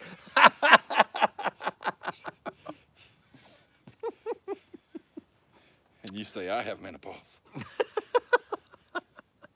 can't even smoke a cigar properly and drink your beer. I can't smoke a cigar and drink a beer. I have no man card. I should just go in there. Someone gave. We should drink those one night on this. I was at a guy's house the other day who works for one of the beer companies. He drives a beer truck, and he had 2 cases of some kind of Seagram's wine cooler. Okay. And he gave them to me, and no, I won't hear about. Mariah likes better beer than I do almost, and You look like a wine cooler guy. I sneak them when no one's looking. So I've got 2 cases of wine coolers sitting in there that none of us are willing to drink. Especially not on camera. That's just forever. We should do that on our next live stream. Drink the wine coolers. Imagine what that live stream will be about. We'd have to I'm change. confused. I don't know what bathroom to use.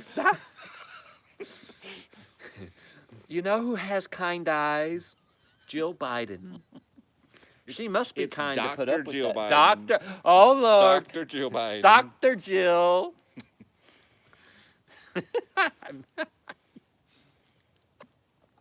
That might be fun.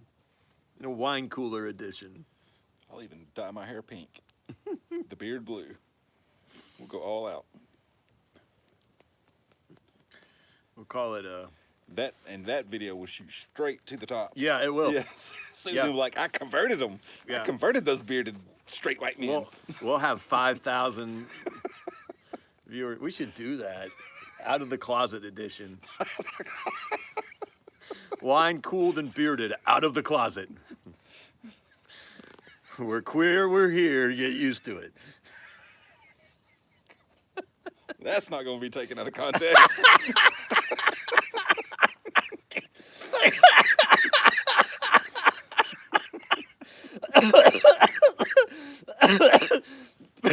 Beard and bearded. Brave and beautiful edition. I gotta get something to light this. I gotta.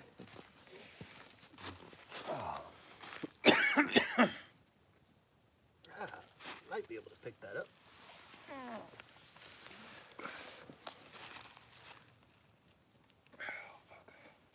Oh, too much.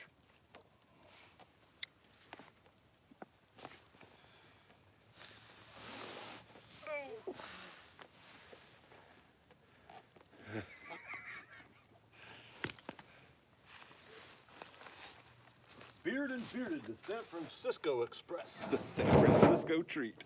The San Francisco treat. Hey, dog. Oh, I think we do it. Yes, Isaac. What did Isaac say? I need to edit that out of I'm leaving if you two jump up and start doing the Robin Hood Men in Tights song. How have we not done that yet? I've never seen the movie. What? Mm-mm. You've never seen Men in Tights? Mm-mm. Oh dear Lord! It was on Netflix. If it still was, we'd go in there and watch it right now. No, we wouldn't. It's awesome. You watch that shit by yourself. You're taking it out of context. Nah.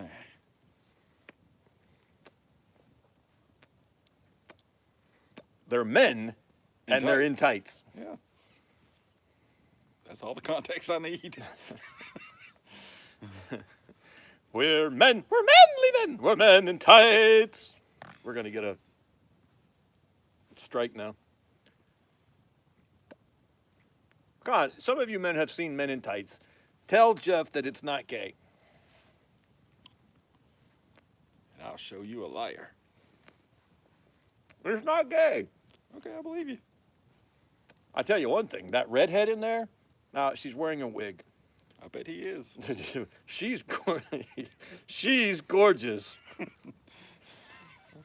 Oh, the beautiful woman. There you go with assuming gender again. Little skinny. Here's a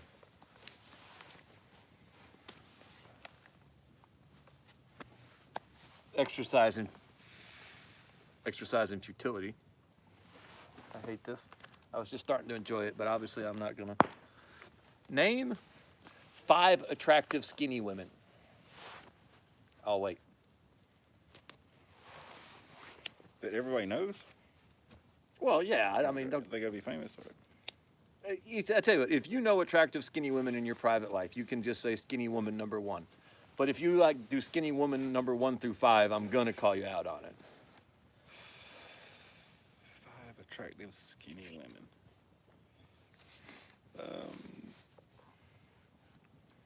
Damn, now my mind went blank. I can picture them, I just don't know their names. Is that sexist of me? Are these real women? The Black Widow woman. Scarlett Johansson? Yeah, Scarlett She's not skinny. She's not skinny. She got badonkadonk. All right, so your definition of skinny is different from my definition of skinny. What's your definition? You like them thick. Let me pull up a picture of her. Okay, so Cheryl Tiegs was attractive. Morena Baccarin was attractive. I'm sure there's a few other skinny, but I can't think of any off the top of my head. Linda Carter wasn't really skinny. She was otherworldly. Everything about her was... those are the only 2 attractive skinny women I can She name. looks skinny to me. Who? No, look, she's got a boob and she's got a You hip. didn't say boobless, you said skinny. Well, yeah, skinny, yeah, I mean... She's not skinny. All right, Look up Morena Baccarin. She's skinny. Or look up Cheryl Tiegs. what is that? On whatever porn app you use.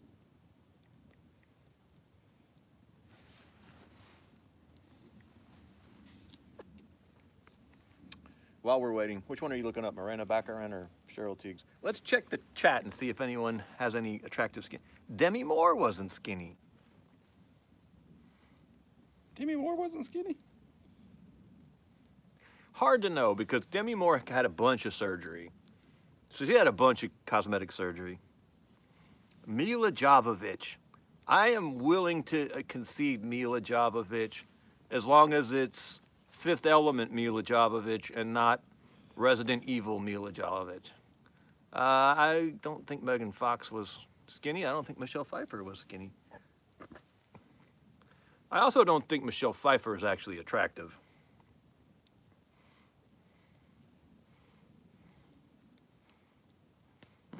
Walter Davis doesn't care if they're skinny or fat. He just wants them to be stupid. Linda Ronstadt was hot as fire, as was Crystal Gale. But you look at the truly classically iconic, beautiful women. Jane Russell. I think Marilyn Monroe's overrated. Christina Hendricks, she's a little more modern. She played She was on that Mad Men show, but I never saw her on that. She also had she was in 2 episodes of Firefly, and she was so hot. Oh, Salma Hayek.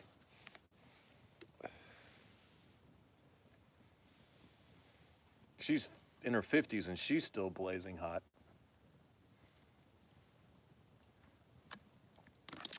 Now, fat women aren't attractive either, but I'd rather have a fat woman than a skinny woman. Because there's at least a chance a fat woman could lose some weight and be attractive. Well, there's not much you can do about a skinny woman, except get her off the heroin, but that's its own whole thing. Ay, ay, ay. Isaac says I committed heresy again. Oh, probably Marilyn Monroe. I'm sorry, she was just overrated. Except in Some Like It Hot.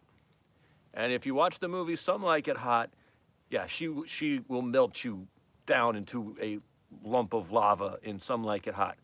But if you watch Gentlemen Prefer Blondes and put her side by side with Jane Russell, and you don't like Jane Russell better, I question your sexuality.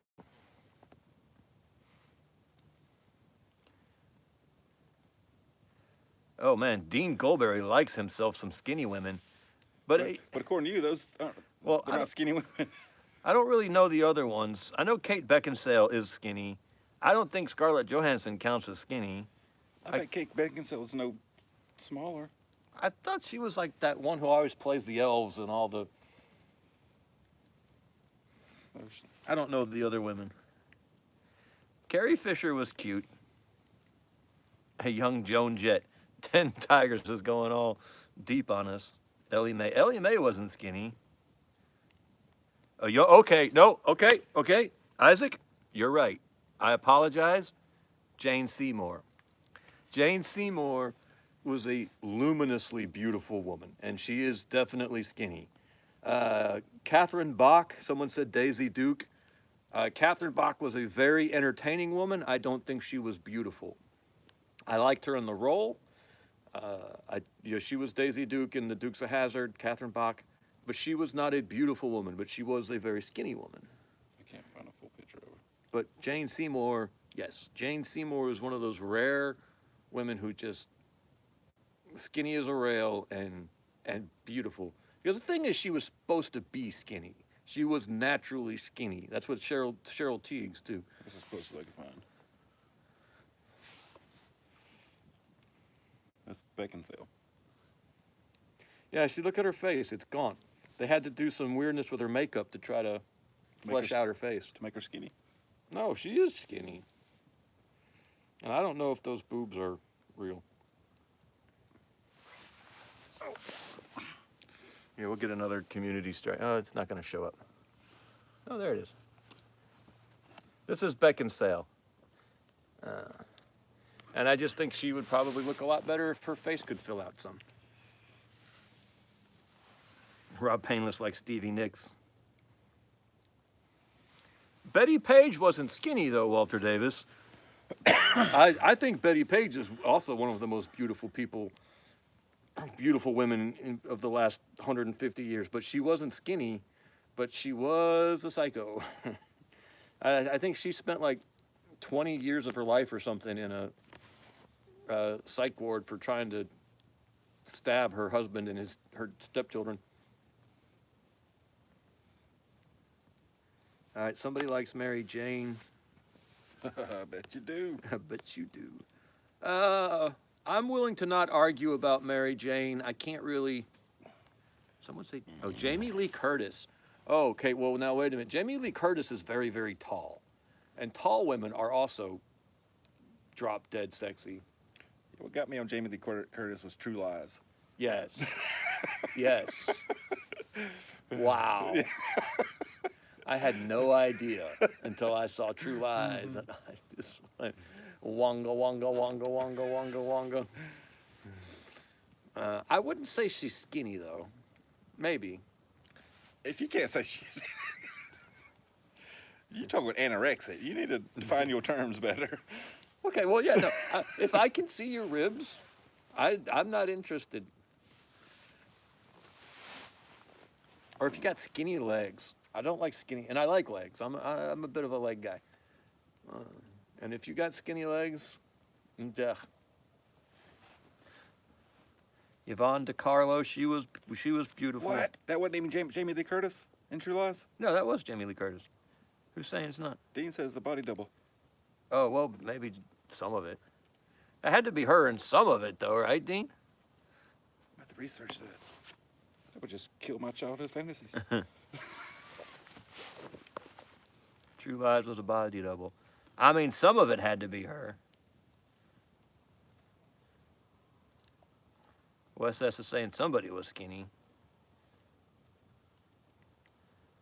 Now, I think Lance Corporal Veteran likes skinny women. He's talking about small framed. I think that's gay man for skinny, isn't it? Isn't that queer eye for the skinny girl? Oh, Dean's saying the scene you're remembering wasn't her. I remember her in some cocktail dress. That's the scene I remember her being. I think when they went and did the I remember tango scene. No, she was stripping for Arnold and she kept falling over and shit. Oh, yeah. I wonder if that's what he's saying wasn't her. I remember her in the cocktail dress, and that was something special. That's just disappointing. What about the elf woman from the Lord of the Rings? Weird ears. Just can't get past those Yeah, ears. she kind of creeped me out. Bird legs belong on birds, not women. Uma Thurman. I don't think Uma Thurman is talented, and she's attractive because she's talented, but she's not beautiful. See, Angelina Jolie was incredibly attractive early in her career before she was skinny. And since she got skinny, she's hideous. I don't think that's a body double. Hey, Chief, how you doing? I don't think I could do that back in when. Yeah, that doesn't seem like a body double. See if we can get this on there. I don't know. Can you see better? I can see it. So Jeff doesn't think that's a body double, Dean. I could be wrong. See, I think that's the one I remember right there. Yeah, see, I remember her in that dress. And you know what? I'll give it to you. She does look a little skinny there. We'll do some more research on this body double. The Sasquatch is here. Boogity. Hey, Sasquatch. You men try and carry on. I must gracefully retreat and prepare for tomorrow. Wes S., we appreciate you, sir. I know all these half-naked women are making you feel uncomfortable. Good Baptist has to go now and flagellate. Hooker on 4th Street. You remember wearing that dress? Ah, screw you, Sasquatch. Good line, though. Well done. Way to enter the chat. Kate Hudson is pretty skinny. And Gwyneth Paltrow, I'm almost willing to give it to Gwyneth Paltrow. I want to like Gwyneth Paltrow. She's got a 10 Tigers Likes Madonna in the MTV Lucky Star song. I think Madonna was attractive when she was young. But yeah, I want to like Gwyneth Paltrow. She's got a great personality. Every time I see an interview with her, she's a lot of fun. All right, this is what. All right, Jamie Lee Curtis just recounted the most empowering scene of her career. She said in the recent interview that she felt the most badass during her striptease in 1994's film True Lies. See, I don't believe that. I don't believe she felt empowered. I think they have to say that to make it okay. I mean, I don't know when this was written. This could have been written Yeah. back before everything went crazy. I like. It seems like they all say the same thing. Yes, I got naked and I was so empowered. Seems like that's just the, politically correct way to say I did it for the money. I know, but she's not saying it wasn't me. Oh well, no. I mean, I think that scene is her. It don't matter. Whatever. I did see a picture of a woman recently who they said was the body double for Sophia Loren. And can you imagine Sophia Loren needing a body double? And how insanely good that woman's body must have been? Amy Adams isn't skinny, Isaac. She is little, though.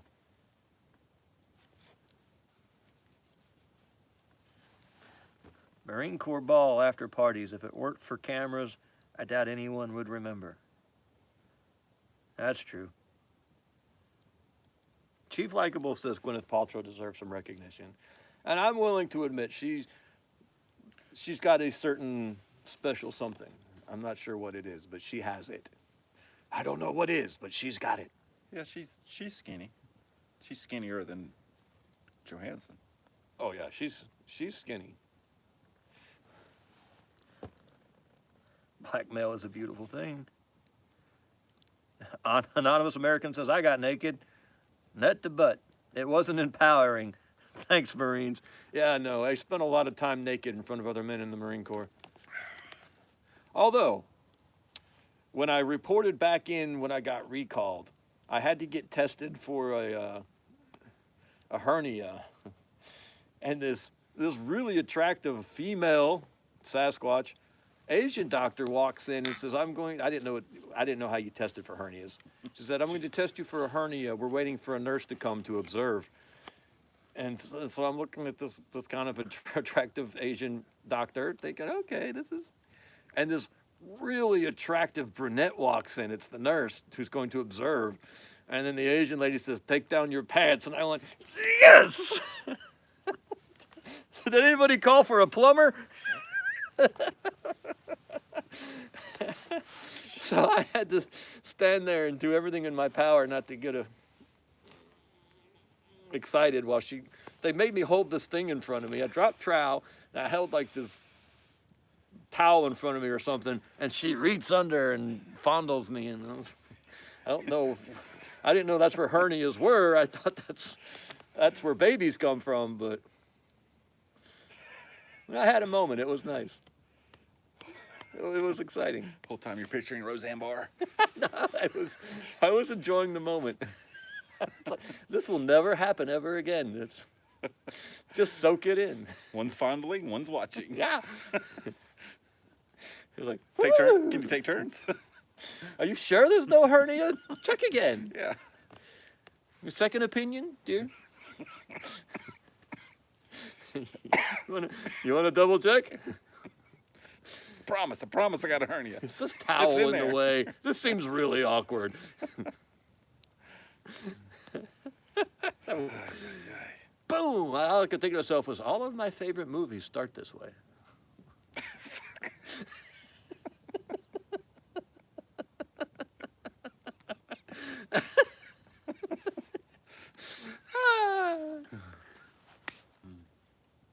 Sandra Bullock, everything about Sandra Bullock is attractive. All right, I had an off-base physical therapist tell me to use my injury to get out and marry her. She was a 9. That's sick. All right, that's just sick. Oh. On a scale from 1 to 10, she was a 9. Sorry, I thought you were Muhammad for a minute. Oh, he got an 11. Yeah. Princess Diana was not attractive. Someone likes Lorena Bobbitt. Oh, Isaac likes Lorena Bobbitt. Morticia Adams was an attractive woman, but she was very tall. And I wouldn't, nothing wrong with dating your therapist. I wouldn't describe her as skinny either. I found out how to get off the gun conversation. Just start talking about skinny women. Skinny women. Or books that make you cry. Zach does not like skinny women or crying at books. He definitely does not like skinny women who cry from reading books. No. That's the worst of every. I did cry at Les Miserables. The little boy goes over the barricade and gets shot trying to get ammunition for. And yeah, no, that one got me right here. Princess Fergie. Yeah, Fergie was an attractive woman. Is that the singer Fergie? No, she was married to Prince Andrew, the pedophile. She was a redhead.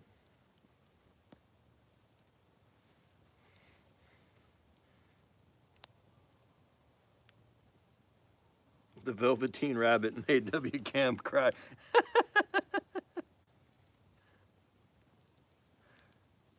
Oh my God. Anonymous American, are you sure you want us to approve this message? Do you want to admit this? Anne Hathaway is gorgeous. Anne Hathaway is one of the more beautiful young women that you'll run into. I am not a big boobs guy. I feel like there's a wall between us.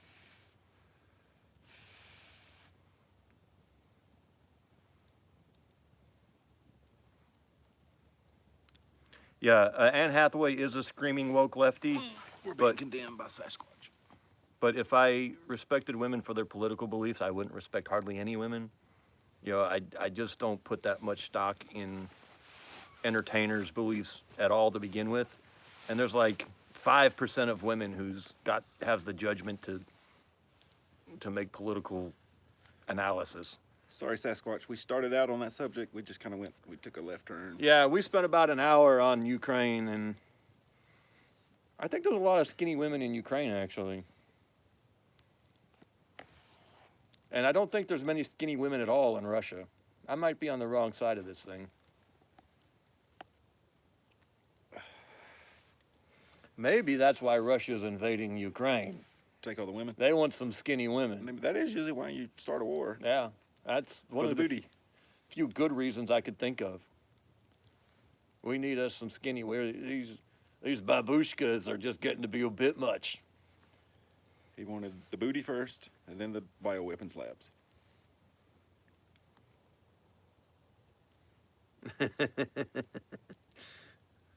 Anonymous American. Goldie Hawn. That's an interesting. The problem with Goldie Hawn is she also had one of those really cute personalities, and she was a lot of fun, and kind of a gifted entertainer.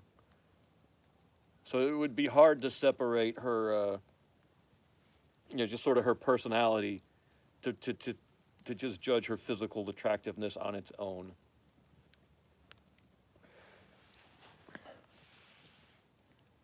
Oh, Sasquatch wasn't trying to dredge it up. I mean, you're right. We should be thankful that there hasn't been a genocide. I'm a little surprised there hasn't been.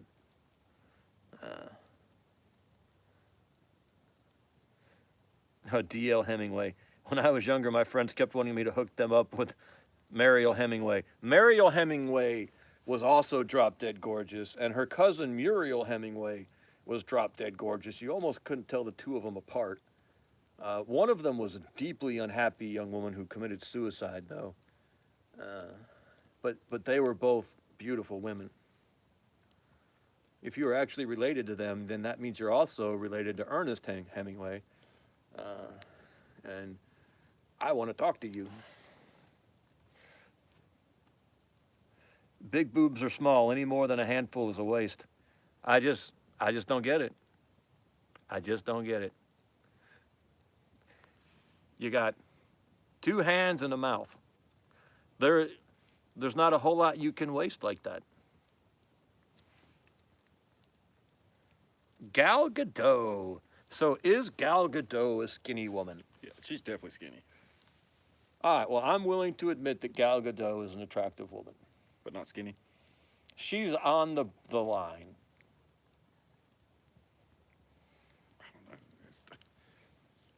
I don't know. She's Again, not, your definition of skinny and my definition of skinny is different.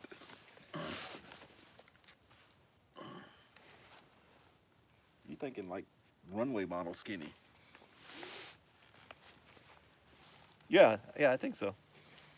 Gal Gadot deserves her own category. I'll go with that. And she's well trained in small arms. True, Sasquatch. She served in the Israeli Defense Force. She don't need arms. She's super Wonder Woman. There are women, then there's Gal Gadot. I think we found Dean Goldberry's kryptonite. He likes Gal Gadot. Revolting man, no disrespect, but... Well, I'm not going to discuss that, Anonymous American, but...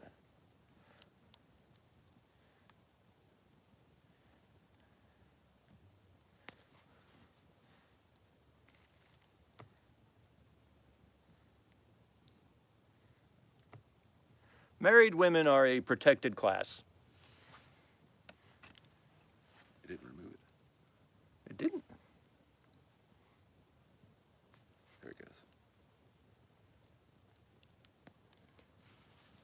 All right, everyone likes Gal Gadot. Model did a talk about the perception projected by the industry and how it shapes people's views and how she got things for free, discount, and even out of a ticket only for being pretty. Thank you, North American. I appreciate that, bud. I know we were having fun. What happened? He just kind of admitted that. So we shouldn't be talking about Gal Gadot then. You know, women who put themselves out there are an interesting category, Sasquatch. I may possibly just be being hypocritical. 10 tigers likes any girl in camo.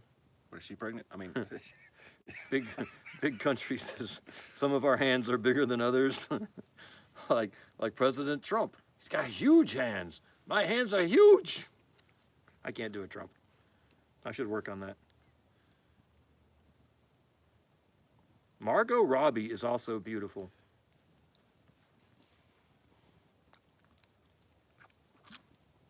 all right, I guess we gotta get off the women We conversation. better stop though. Get the other one. Yeah, all of them's married. They're all married. Yeah, but some of them display their. Well, first off, wait a minute. Government doesn't define marriage. Just because they're shacked up with some guy and have a certificate from a government doesn't mean they meet our definition of marriage. They could just be harlots by our definition. I mean, it's, But this is going to get like deep and ugly now, so let's just stay out of it. we'll change the subject. We'll talk about Gal Gadot in a movie before she was married. How about that? How's that for some legalism? Start talking about skinny guys. It was, you like, how'd you want to talk about Sasquatch skinny men? You want to talk about Matthew McConaughey? Christian Bale?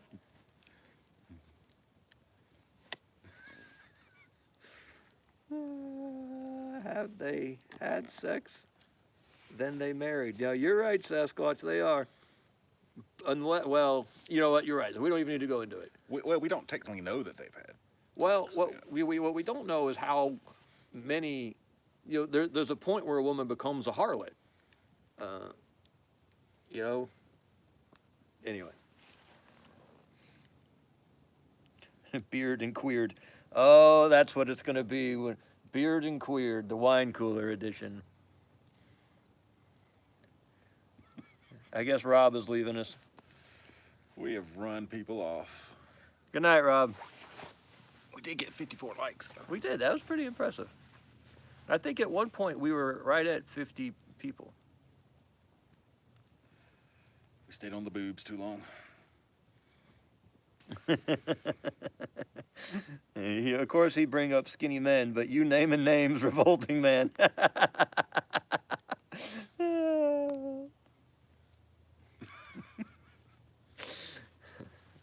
So, you're reporting, at boot camp. It's a little bit of a weird time anyway. But you spend like almost a week in this receiving platoon, and then you drop to your platoon. And they kind of trick you in receiving platoon because the drill instructors, they're just kind of ignoring you. They don't care, they're not. But they drop you to your platoon and you meet your drill instructors, and of course they're just animals and they hate you and they yell all the time and you're constantly, in the pit, and it comes time for your first shower. You haven't had a shower this whole time you've been there. And so they tell you to get ready to take your shower, and everyone has to get undressed, and you got to get online. You're always in two lines going down this squad. You've seen Full Metal Jacket, where the guy's walking and everyone's in lines and their racks are behind them, and he's walking down. That's real. That really happens. Almost everything in that movie really happens. So you got to get online, and I want to say you're naked, but you may have your towel around you. I can't remember. But they made us put on our boots, and they made us get our belt and put our belts around our neck. And then we had to go take a shower, and the shower's just one big room. It looks like they might be gassing Jews in there or something, with all these shower heads around the room. And we had to get 3 men on a shower head. and one was to the to the left side facing in, one was to the right side facing in, and one was in front facing in. And so there you're naked in your combat boots with a belt around your neck, and the drill instructor walking up and down the shower yelling, "All right," and the guy on the left had to step in, step out, lather up.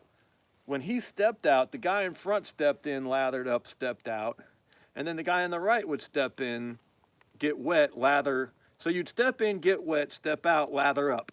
And then this guy would step in, get wet, step out, lather up. And then when the third guy stepped in and stepped out, then the first guy had to step back in and rinse off. And that was your shower for probably a week. But you got a belt around your neck for some reason, and you got your combat boots on. And then if you were the guy on the side and you stepped in and then you stepped out and then you bumped butt with the naked son of a bitch behind you because, the guy on the right side of the other shower head was right behind you. It was very, very, very disturbing. And then that same day, that same moment, we walked out of the shower. We all got online and we're standing there in our towels, and the drill instructor would step in front of us and say, "Do the dance." And you'd have to whip off your towel and hold it above your head and turn around in a circle and yell at the top of your voice, "Sir, this recruit has no physical or mental problems to report at this time." But the way you ended up doing the circle is you do this like mincing dance while it was really, really, really gay. And of course, everyone's in their stand-up position of attention watching your naked ass do this routine. It was, well, I'm still a little scarred by it. I'm glad I didn't graduate high school now. Yeah. But even worse than that was the time they gave us this one shot in the ass. I don't know what it was. There was some vaccination or something, and they told us it was the consistency of peanut butter is all they said. And so they gave you this, every Marine on the chat, I can't see the chats, but every Marine is having flashbacks right now. They give you this shot in the ass, and then they say you've got to work it in for like 30 minutes or something. So they make everyone sit on the floor with your legs out, and then they sit another Marine right in front of you, but butted right up to you. I mean, like, boom, they say, "Asshole the belly button, asshole the belly button." And so you're just crammed up together, and there's this big long line of you. And this whole room is just filled with these recruits, all on the ground, spread eagle, with some other Marines shoved up in their face, and you had to rock back and forth, and we had to do this for like 30 minutes, and that was actually worse than the gay shower.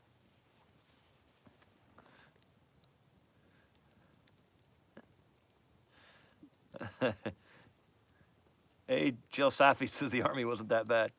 Did you help each other with the hard to reach places? Here come all the fucking Army guys now. Drill instructor dominatrix. Anonymous American said that would. Oh, Bear Claw said to Anonymous American, that would be hard. Sasquatch says, "Made you the man you is today." Anonymous American says, "Marine who is hard equals soap bar party." Dean Goldberry knows which shot that is. Not the butt. Yeah, it did hurt like hell.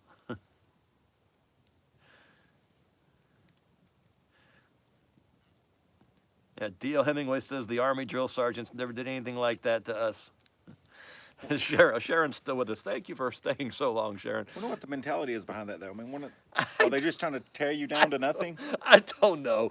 All I know is you're not the same when Is it you the come bonding out. experience? You're changed. You're like, "I'm gonna die for this man. His ass is in my face." you walk out of that room different.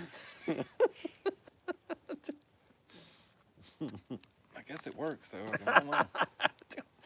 I don't know.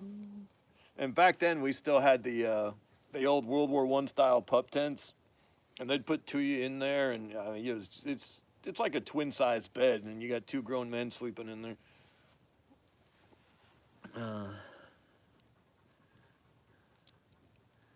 Fort Sill had single showers. Damn, I should have joined the Army.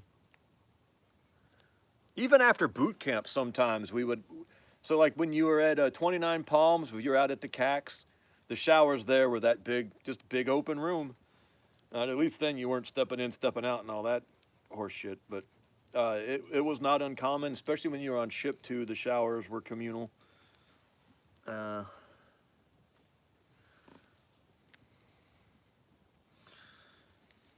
Sasquatch says the first needle shot to my eye effed me up for a good long time. A shot to the eye would F me up too. Anonymous American says it was a penicillin shot for nasty body platoons. You got a peanut butter shot equals your basic training platoon was getting sick over 25%. Huh. Yeah, all I know is a bunch of us got it. Don't drop the soap.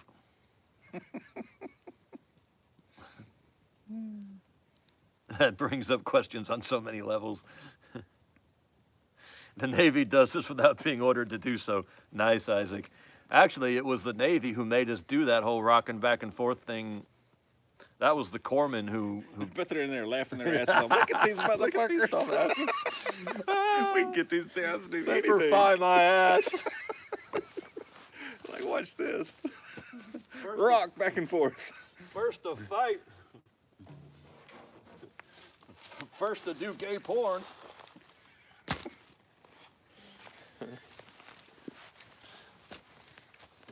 Yeah, I thought the communal shower with the belts and the boots was bad until we went and had to do that.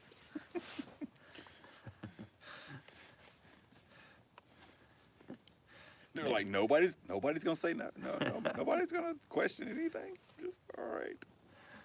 Isaac, Navy Corpsman, keeping the Marine Corps gay since 1776. Actually, 1775.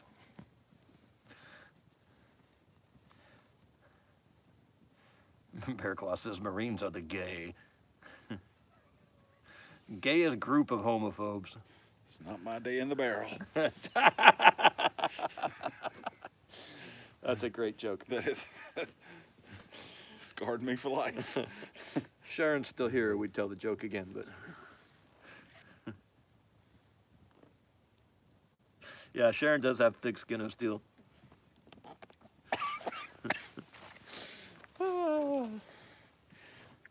It was fun.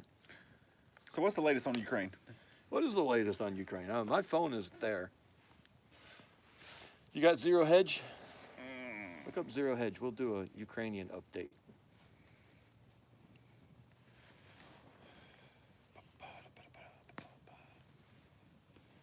The Navy stepped in.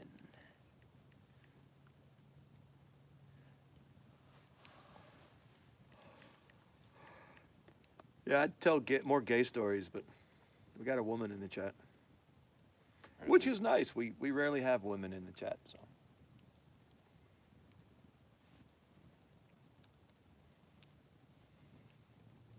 We're looking up the latest information on Ukraine. If anyone knows anything, put it in the chat, and we'll talk about it.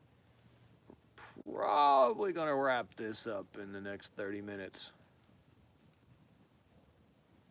Let's see, White House asked Congress for $6.4 billion for Ukraine crisis. Huh. I wonder if they're spending that here or are they going to spend that there. I bet they're talking about, another round of checks for everybody.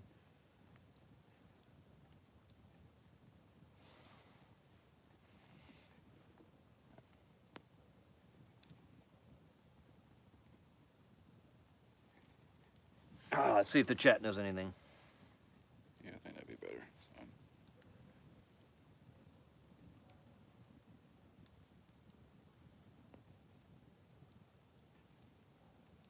Sharon Jones is a military brat and a bartender at an Air Force base. Maxwell judge schedules hearing to consider granting new trial for Ghislaine. Ukraine is all about ushering us into the fourth industrial revolution. I wouldn't disagree with that. Yeah, Anonymous American, I am on Signal. I'm not sure how you could find me, but I'm good for that. Let me look and see how I make my Signal available to people. Yeah, I don't take Drudge anymore, whoever said that.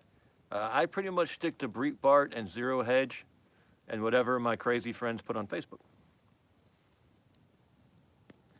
Well, yeah, the US dollar should tank, and hopefully it will. Sharon Jones is a pureblood? Wes has your info, Anonymous American. I'm not familiar with Liberty Daily. I'll have to look them up, Sasquatch.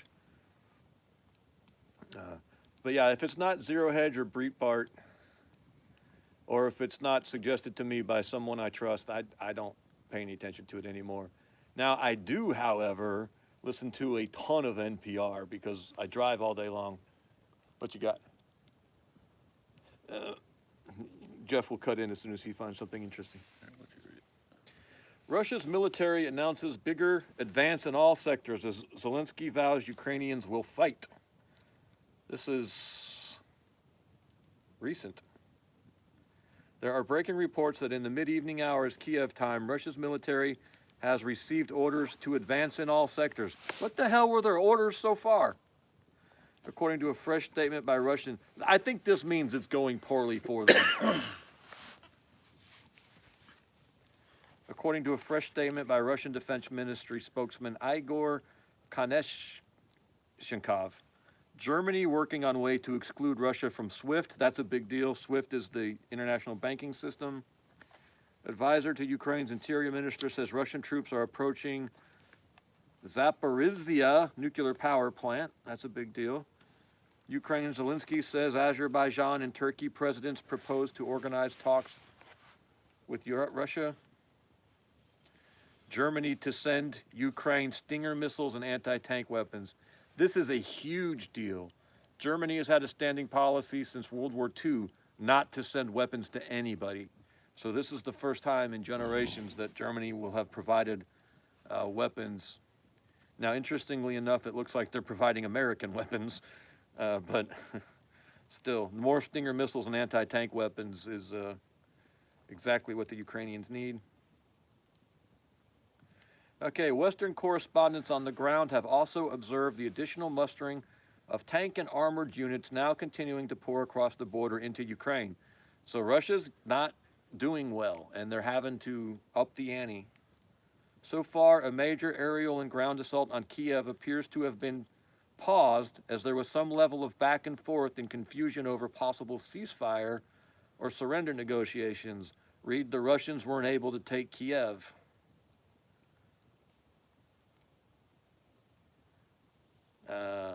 Reports from Russia-Ukraine border that Russia is moving a lot more heavy equipment across the border into Ukraine today than they have in the past couple of days. Serious gun battle reportedly ongoing in Kiev's left bank on opposite side of river from main. What is a serious gun battle? Is there an unserious gun battle? Well, it's serious if I'm in it. It's not serious if you're in it. Of the contradictory signals coming out of the early possible opening of negotiations, which never happened, it was stated, what a terrible sentence. After the Kiev regime declared its readiness for negotiations, active hostilities in the main directions of the operation were suspended, Ministry of Defense spokesman Major General Igor Konashenkov said in a statement on Saturday. After the Ukrainian side abandoned the negotiation process, today all units were ordered to continue their offensive in all directions in accordance with the operation plan. The Ukrainian presidential advisor denied in the early hours Saturday that Ukraine had refused to negotiate, CNN noted. Meanwhile, more Western allies of Ukraine have stepped up with further pledges to arm Kiev. Oh, and then here we have a video of a Ukrainian soldier celebrating his kill on a Russian tank using a British-donated javelin. They call it the NLAW, but it's just a javelin with less range. They got a video of the ghost? I don't know. Yeah, they've got a video.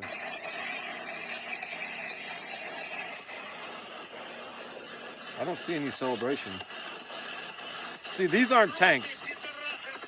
That's a tank.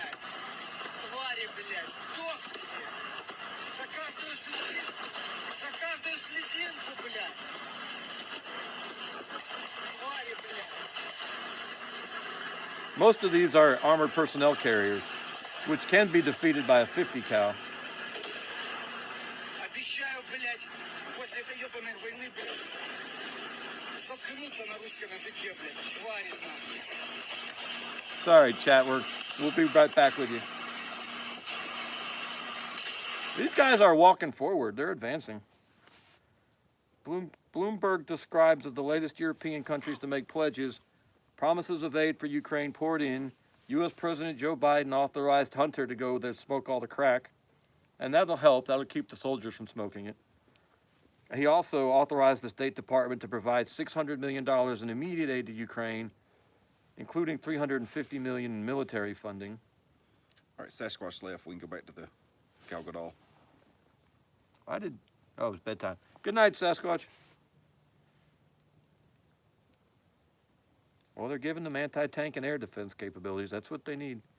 The report continues. The Netherlands will send 200 Stinger anti-aircraft missiles as soon as possible. That's a giant deal. In addition to other military aid approved earlier this month, the Czech Republic will send machine guns, sniper rifles, handguns, and ammunition on top of 4,000 artillery shells already agreed. The Czechs make fantastic small arms. They might be the best small arms manufacturers after America. Although 4,000 artillery shells doesn't seem like a lot. Belgium is dispatching fuel and 2,000 small arms, while Slovakia, which shares a border with Ukraine, is sending shells and fuel.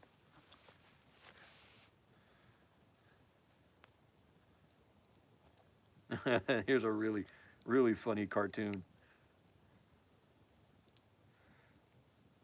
Ukrainian President Volodymyr Zelensky has remained defiant as his forces still control Kiev over past multiple hours of explosions. An illiterate bastard who wrote this. Over past multiple hours of explosions and fighting on the outskirts of the capital city. The fate of Ukraine is being decided now, he said in a prior social media address. Special attention is on Kiev. We should not lose the capital. The enemy will use all the possible forces they have to break our resistance. They will be mean and hard. Tonight they will begin a full-scale storm. I'm here, he said later in a Saturday Morning Post, standing near the presidential office in Kiev. Kiev Mayor Vitaly Klitschko also on Sunday said that while the night was difficult, there are no Russian troops in the capital, though many parts are now looking like a war zone. Zelensky followed up by saying that Ukraine has derailed Russia's attack plan. The enemy is trying to break into the city, Klitschko said, after local officials confirmed at least 35 injured as of 6 a.m. local time. And Foreign Minister Dmytro Kuleba referenced horrific Russian rocket strikes while explaining in a social media statement that the last time our capital experienced anything like this was in 1941 when it was attacked by Nazi Germany. Ukraine defeated that evil and will defeat this one. Stop Putin, isolate Russia, sever all ties, kick Russia out of everywhere. Kick Russia out of Russia. Yeah, that's good. The Pentagon has said that Russia now has mechanized forces which were sent via Belarus within 20 miles of Kiev, according to Defense Secretary Lloyd Austin, who is a worthless piece of trash, who earlier briefed lawmakers. The U.S. has continued vowing to send more weapons in support of Ukraine national forces. Russia's defense ministry is currently disputing that it targeted a residential building in Kiev.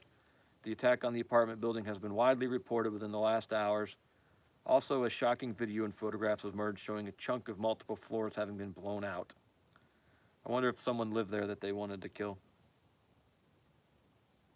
Yeah, they say he got hit with a missile. Ah, and shot from a MiG.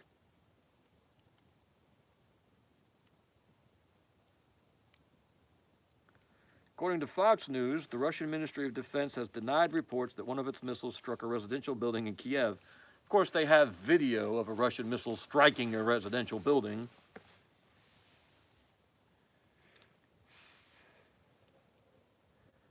It's not true. How would they know if it's not true or not? They're not in Kiev, jackasses. You jackwagon. That was the funniest commercial of all time. Did you see that one? No. It's a Geico commercial. You've seen it. Oh my God, it's funny.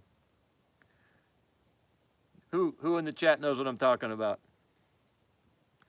The real surprise, however, came when the countries of China, India, and the United Arab Emirates abstained. What am I missed something?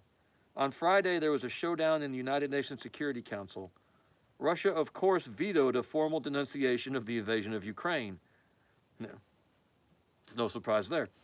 The real surprise, however, came when the countries of China, India, and the United Arab Emirates abstained from the vote. That doesn't surprise me that China abstained from the vote. I'm very surprised India abstained from the vote. And I don't know what the UAE was even doing in there. Oh, here's a Twitter comment saying, I think this is the first documented use of Molotov cocktail used on Russian equipment. That's awesome. Someone lit them up with their own invention.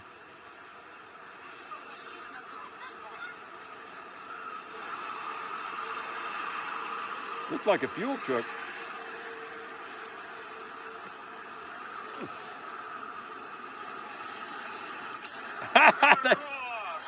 They hit a fuel truck with a Molotov cocktail. It didn't do anything, but still funny.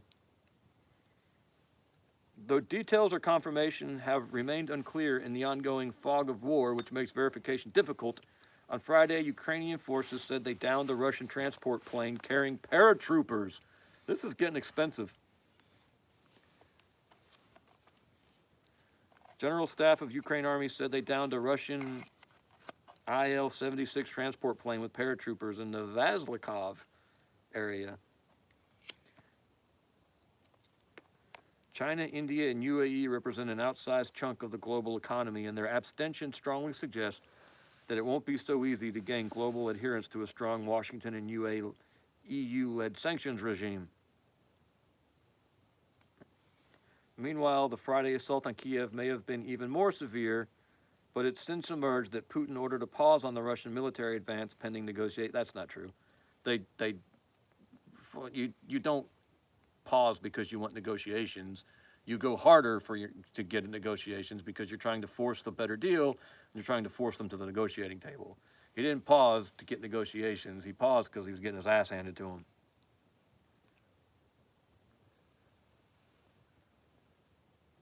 Kremlin spokesman Peskov said yesterday, in the light of pending yada yada. So, Russia is bogged down in Ukraine. India is playing stupid games for some reason, probably because they are close to Russia. I don't know what the hell the UAE's up to. So that's the latest, it looks like. Russia needs more forces. They already had 190,000 troops on them. They went in with 190,000 troops, and that wasn't enough. So they're having to send reinforcements. Russia, China plotting behind the scenes.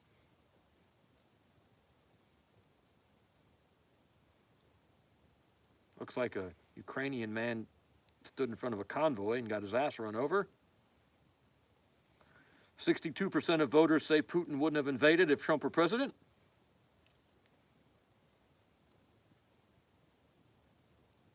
Oh, and look at this. Ghislaine Maxwell judge schedules hearing to consider granting new trial. Because why? I don't know why. All right, so there's the latest on Ukraine. If China and India don't join the sanctions, that still wouldn't be great. I mean, being cut off from the EU and America is... Right, but Russia can just trade with China, and China can trade with the world. Yeah, but how much trade can they do? Now, this is older information, but there's like very limited... I've read before that it's really hard for Russia to it's easier for Russia to get things to America than China because the distances are so vast, and there's only like 1 or 2 rail lines that actually go out there. Like the western half of Russia is almost empty. Yeah. Russia has vast amounts of land. Vast amounts of land.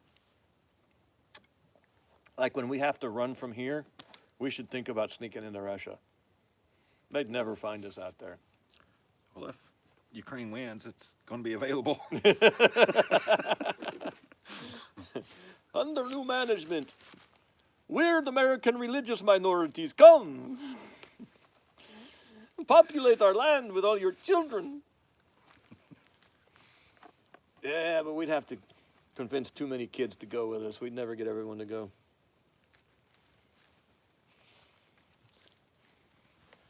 Anyway, so what's going on in the chat?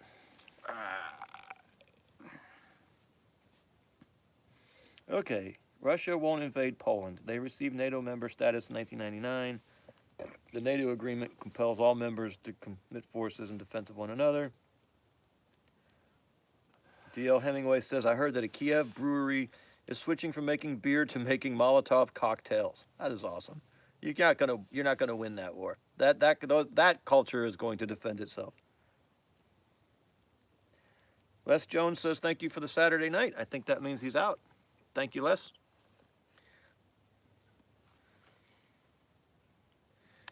Sharon Jones is saying that rather than sending our troops to Poland, we need them here to guard our border.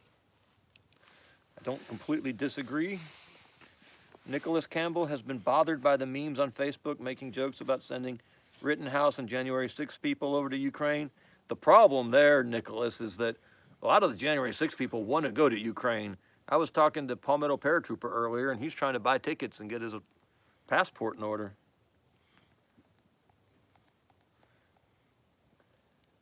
Have you ever watched Survival Russia on YouTube? You know, that does sound familiar. D.L. Hemingway says, how about the Kiev pizza parlor that is giving free pizzas to those Ukrainian citizens who take up arms against Russia? Do you think Putin would ever back down or just escalate? That's a really good question, McMikey. How does he get out of this? Or am I completely wrong? I mean, I have to... Sound like he's all in.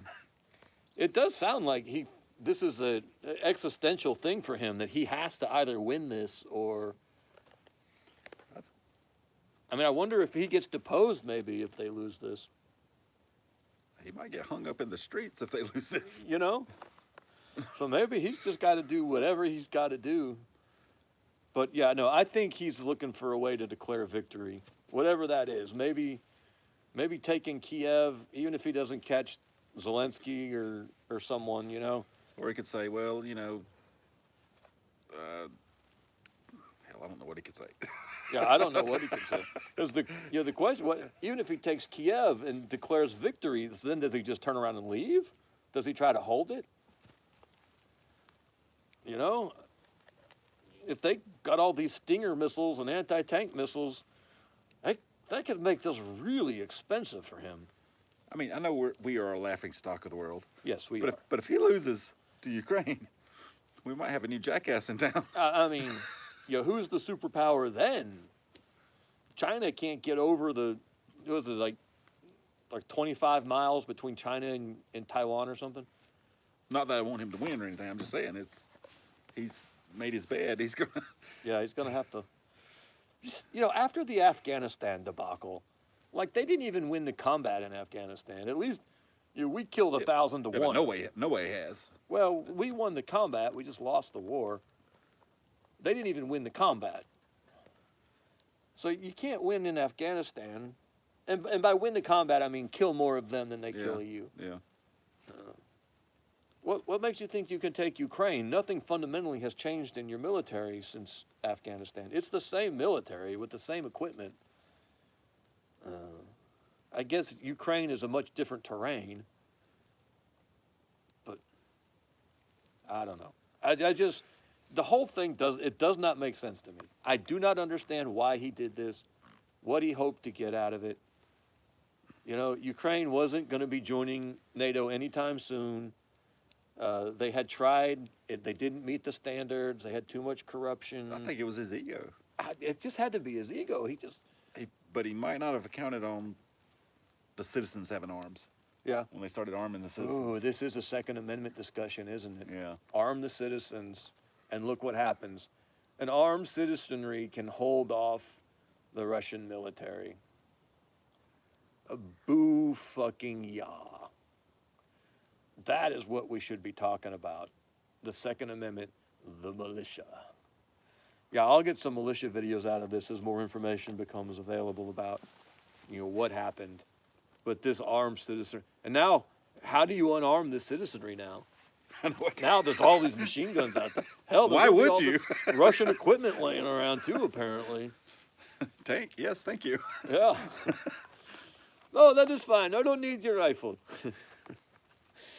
we have tank. We patched the hole.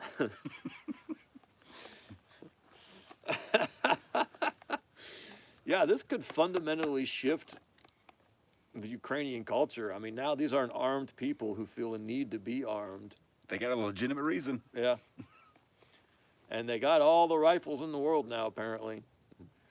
The Czechs are sending them thousands. And like I said, the Czechs make really good small arms. I'm carrying this is a Czech, ultimately a Czech design. It's an Israeli pistol. See, it's an Italian pistol. Oh, how'd it work? So it's an Israeli pistol made with a lot of Italian parts, based off of a Czech design that was loosely based off of the Browning High Power. That's how this works. But yeah, the Czechs are the ones who made the CZ-75. The CZ-75 is what the Israelis based this off of, but they used a lot of Italian parts to make it quicker. A company called Tanfoglio. I really like it. But yeah, the Czechs make great. Although the Serbians also are, no, it was the Czechs. I think it was the Czechs, but it might have been the Serbians. One of them for a while had a pistol that the barrel extended out past the slide, because and it was their service pistol for their military, because when you stuck it in someone's belly to pull the trigger, the slide could get pushed back and take it out of battery. So it's like they wanted the barrel to stick out so they could stick it in someone's belly and shoot them at point blank range. It's like, this is someone they're dedicated to shooting you, They've thought about this pistol. I'm pretty sure that was the Czechs, but it might have been the Serbs. Or the Clintons, they wanted the back of your head to push the slide in. Oh, yeah, what do they care? They're just going to crash the airplane so no one sees the evidence anyway. Dump your body in the National Park Service where they control the investigation. Strange. Interesting. There was only a few places in America where they could investigate this murder, and What do you know? with no oversight. Because, like, the Parks Police aren't a part of the Justice Department. So I think that was Vince Foster. Vince Foster's body is where they found his body, was in this national park outside of D.C. where no one could investigate except the Park Service. And then who was the agricultural secretary in the airplane? The airplane went down somewhere in Europe. Who was that? I can't remember. But he had gotten his job as sort of payoff for knowing something, and then they killed him. They just, I think the theory was they shot him in the back of the head, but then they crashed the plane to hide all the evidence. And like it crashed like somewhere on the Russian border, and like the weirdest, hardest place to ever get to. The Kiev urban warfare is a good time for smut part 2, Zach. That's a good point too, Isaac. No one can ever say, are you going to use your AR-15 against Russian troops? Hell yeah. Except in its far west, Ukraine is much like Kansas, Nebraska, and the other Great Plains states. This is why we can never disarm, right, Isaac? Lock and load. How do you like your pistol versus a Beretta 92 FS? I like it better. The Beretta's a nice weapon. This just feels so natural in your hand. I mean, so completely natural. These grips could be like a millimeter thinner, but some and it's the CZ-75. There's some people. Someone's leaving. Good night, whoever's show is leaving. Good night, show. There's people who just swear by this, the way the CZ75 feels. And I'm just one of those guys. It just feels right in my hand. And I don't know why, but it does. So I like this far better than the Beretta. I'm more accurate. I qualified expert with the Beretta and the Core. I feel like I'm a better shot with this. And I like the Beretta. I'm not bad-mouthing the Beretta. I like this better. Okay, the best thing ever for the Second Amendment was when they started handing AKs out to the public. Yep. D.L. Hemingway can attest that Kansas is a great tank country, but I know that in many places here are also good places to ambush tanks. D.L. Hemingway likes his 1911, and a lot of really good shooters do. I have shot a 1911 a couple times. I don't remember much about it. I was younger. Oh, I do carry half cock. Can you see that? He's asking why. So it's a little bit better than full double action, but it's just a little bit of extra barrier between me and something completely irreversible. You know, it's a little extra effort. I don't know if I can demonstrate. You know, I carry this. You know, it was with me tonight when we went out to dinner. And if I ever pull it, I'm not SEAL Team 6. I don't need to be, you know, completely 100% as tactically ready as they are. If that were the case, I'd be carrying a rifle. When you pull this trigger, if you're following the rules, then something irreversible has taken place. And when you go in front of a judge, and just for your own conscience sake, you know, you have to live with yourself for the rest of your life. Taking someone's life is not a small matter. This is someone made in the image of God. You know, we're commanded not to commit murder. We can kill, but only for very limited reasons. And for me, thinking about carrying something, you know, at the very ragged edge of, you can't undo this. And you know what? I make mistakes. I'm not perfect. If I pull, I might need a few tenths of a second to gather all the information and make the right decision. And someone could say, well, those tenths of a second could get you killed. Well, yeah, but, you know, a meteor could fall from the sky and get me killed too. You know, this is a risk versus reward analysis here. The risk of taking a few tenths of a second to pull the trigger a little harder and take the safety off versus the reward of having all of the information. To me, I would rather take a few tenths of a second and be a little more sure that what I'm about to do is what I really want to do. Because what we're talking about is killing another human being. I mean, that's what this is. This is to kill someone. Obviously, I don't have to tell you men this. So, you know, Yep, the two things that were created, if you use them as prescribed, you kill somebody. you kill somebody. Where's Bubba? So that's why I carry half cock. It's a little bit of a faster first shot, a little more accurate because you know, double action is much less accurate because there's a whole lot of pull on that trigger. But half cock is a little more accurate, a little easier, but there's still a barrier to be overcome. Because once this thing's on single action, you know, it's got a great trigger. It's probably 4.5 pounds. You know, breaks crisp. Once it's in single action, it's going off. And I keep it on safety for the same reason. I know right now the safeties are unpopular. Everyone hates safeties and they won't have carry guns with safeties. I like safeties. I always think about that. There was that woman in Walmart a few years ago and she had an LCP in her purse and her 2-year-old found it while she was walking around Walmart and pulled it out and shot her with it. A horrible tragedy. I'm not saying that anyone needs to make any, you know, sometimes the meteor just falls out of the sky and kills you.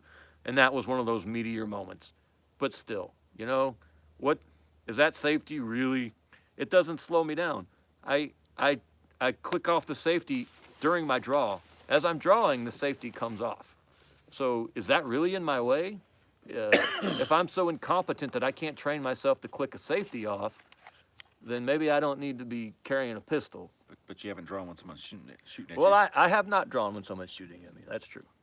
But you know, every time I practice with this, I put this. I practice with the safety. If I draw the pistol, I seriously, and like when we were out shooting the other day in that video nobody watched, you know, every time I pulled the pistol, it was on safe, and I practiced taking it off of safe. And when I put it back in my holster, I put it back on safe. That's a training problem that can be overcome. So I'd like I said, I'm going to just keep repeating myself. I like the additional layer of buffer between me and, oh, that can't be taken back, or something stupid happens. I was running across a parking lot one time, and my pistol popped out of my holster. Not this holster, a different one. That's why I got a retention holster after that. I was at a gas station, and it was cold, and I was running in to go to the bathroom, and my pistol just flops out. Not this one, it was my little Ruger. Just flopped out of my holster and landed on the sidewalk or the pavement. You know, excoriate me all you want for that. Sometimes stupid things happen, and there needs to be some Will dropping a handgun make it go off? of them. Not all of them, but some of them. Especially if you drop it like this and it lands on the slide. There's some SIGs that have a problem with that. And there's some other one, you know, especially if it just gets worn out.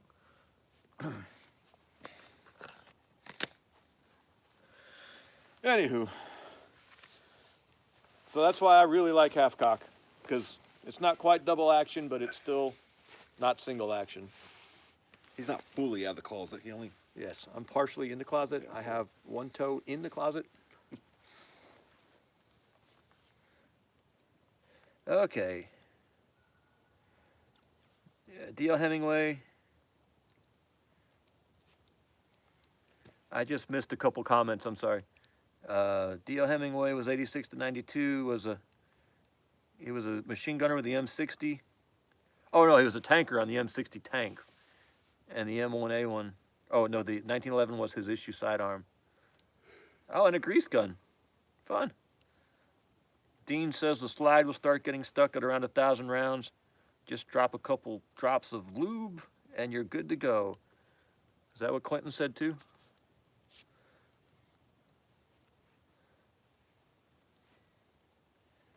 PPKs in a 1911.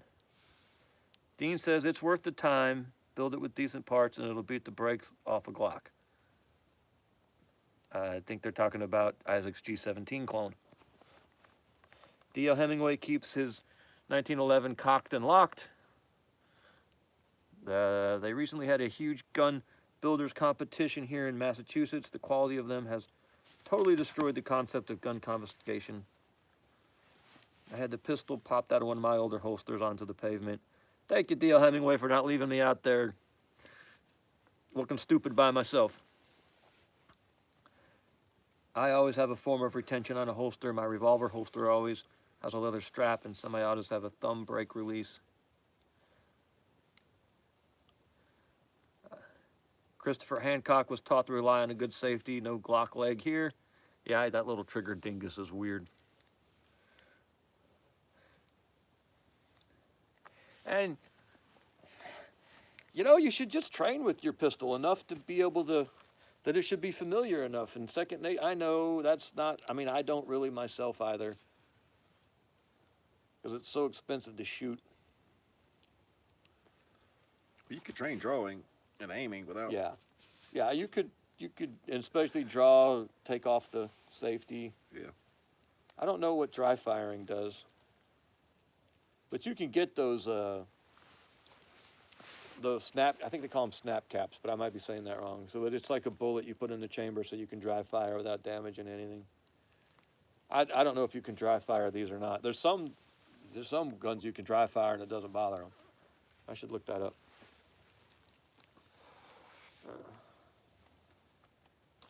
But I definitely should try. I need to take a pistol class.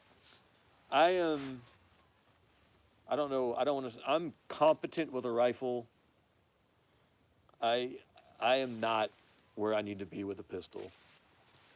Wonder what Warrior Poets classes are. Wonder how much they are. Someone told me they're like, I don't remember. They're down there in Atlanta somewhere though. Yeah, he's in Kensaw. I think. Yeah, I need to take a good basic pistol class. Just, remember some basics. When we were shooting last weekend, I wasn't acquiring the sights. I was looking down the slide, which is a technique. People use that technique. And at the 12 yards I was shooting at, it's fine. But if you're going to do any longer distance shooting, you need to acquire the sights. And anyway, let's might have to put this fire out. I am getting sleepy. We may have to wrap this one up. Let's catch up with the chat though. Yeah, Dia Hemmings in the same boat I am. He needs to train, so he's better at drawing and taking off the safety.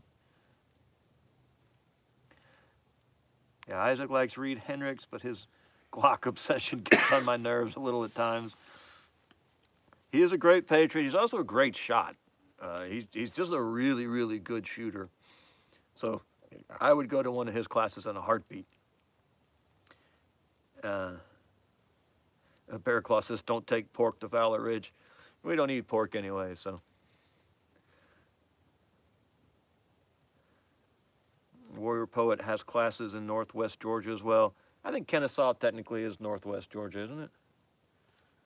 I mean, it's south of us, but it's still, it's like north central Georgia. Yeah. Bear Claw, we actually practice a very similar religion to Reed and Patriot Nurse, although I think it's more Patriot Nurse than him. Hey, Chuck Norris Gun Club's here. How you doing, sir? When I lived in Illinois and couldn't just go on my back deck and shoot, I would watch TV with snap caps and just dry fire every night. Problem is, you can create bad habits. Well, yeah, but I mean, hopefully that you're doing it in a way that you're practicing bad habits. Patriot Clerk Nurse is doing a class 45 minutes from me. I may spend the money and go learn some medical skills. I've heard her classes are really good. One of the men I know is a nurse practitioner who's been to a couple of her classes, and he spoke pretty highly of them. So, all right, man. What's 168 divided by 60? Hell, if we went another 12 minutes, we'd be at 3 hours then, right? What the hell? All right, we're going another 12 minutes. We're going to get that 180 minutes is 3 hours. All right, give us a good topic. Let's do this. Reed nearly shot me for making a bacon hot pocket in his microwave. Yeah, that'll get you shot. Okay. Well, that's interesting. It's kind of fun to know that Reed is serious about it. That's awesome.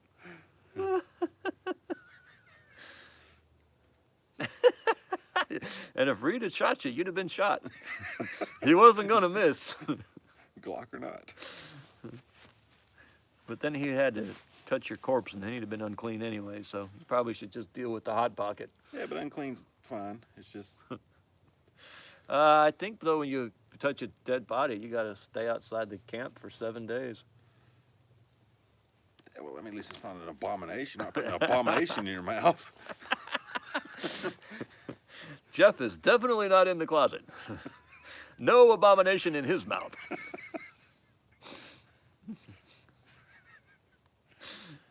I can't tell the difference between gay Christians or straight Christians. They They both put like, an abomination in their mouth. I mean, One's a little less abominable. Be honest, you have had it in your mouth occasionally. Come on. You probably could tell the difference at one point. I bet you could tell.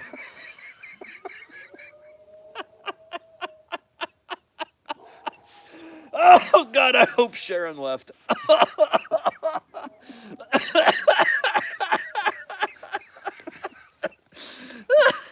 Damn it, we should have stopped.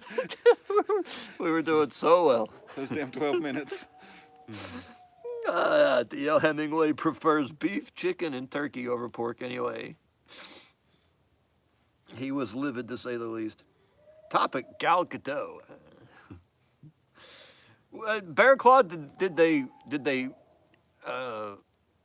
publish something before you went saying no pork? I mean, if he didn't tell you, I would have a hard time. Unless you like went into his house without asking and was using his personal microwave. I mean, it seems like you would need to put something in the literature that says, please don't bring pork on our facility. If it's a Hot Pocket, how did he even know? Yeah. What, did he go check the ingredients on your hot pot? That's a little big brother.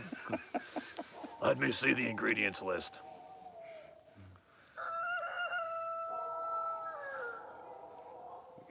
Dean would go to Jaeger before Valor Ridge. You know, Dean, Jaeger has calmed down a little bit in recent years, and I am less averse to him than I used to be. But I've just heard him say some stuff that's just insanity. And it was early in his career. But yeah, I would like to know too, Dean, why you'd prefer Jaeger to Valor Ridge. It's not just an Army Marine Corps thing, is it? We got the dogs, we got the chickens. Yeah, what's that chicken doing awake? Oh, yeah, Hemingway's saying that. Yeah, we woke up all the critters. Oh, no, Sharon's still here. Sorry, Sharon, you had to put up with all the abominations in the mouth.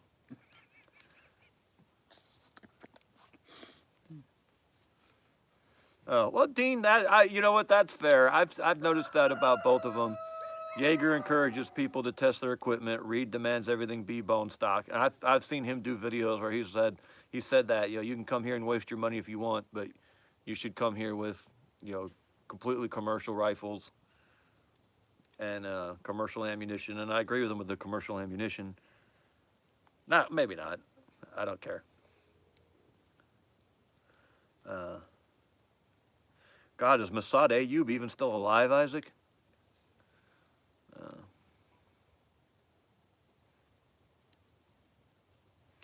Oh, he only allows striker-fired pistols? I could even go to his pistol class then.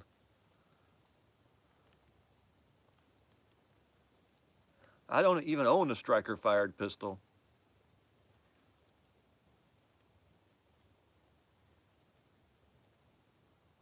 Jaeger may have Lou Gehrig's disease. Ooh.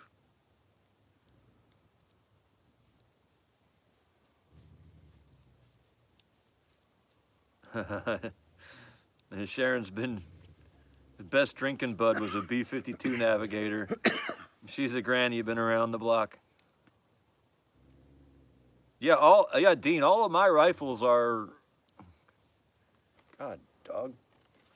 All of my rifles are ones I put together. I don't have a single stock rifle. I could borrow one of yours. Yeah. It works just fine. Yeah, no, I've had some problems with some of mine too. I mean, he's right. As far as, yes, if you buy a stock rifle, it's going to be more reliable initially. But once you get a customized rifle working, it's going to work just as well as the stock rifle. Reed only allows Glocks and M&Ps. That's psychotic. Why would he do that? Sounds like he has sponsors. Why would he require the lowest common denominator pistol? You can't bring a Beretta? Just figures you can shoot a Glock and an MFP, you can shoot anything. You know, well, fair enough.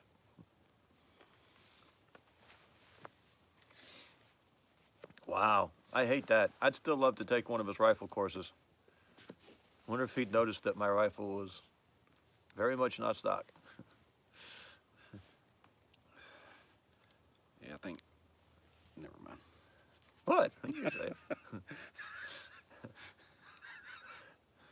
I like everything he has. This is the first time I've heard one thing about Reed I didn't like. Dean says he's an elitist. Read his website. That is the case. No hammer-fired pistols. What the hell does he have against hammer-fired pistols? I want to know the reasoning. I want to know why he says no hammer-fired pistols. I have to go look at his website.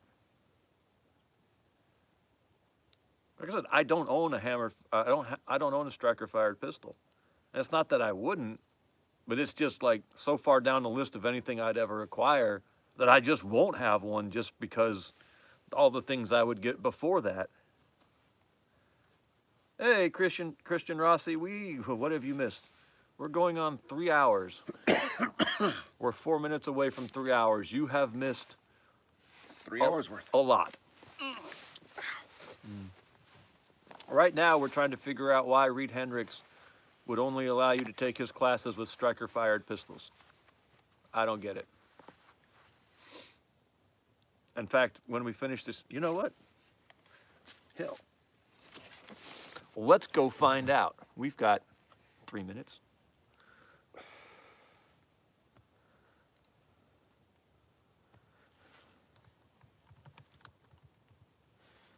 Valor Ridge Firearms Academy. ValorRidge.com. All right, what do we got? Reviews, FAQ. Let's go to the FAQ.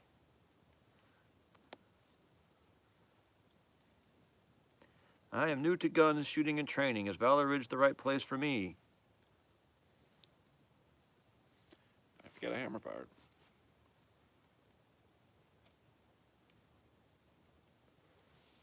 It's always a good idea to bring a spare gun as well.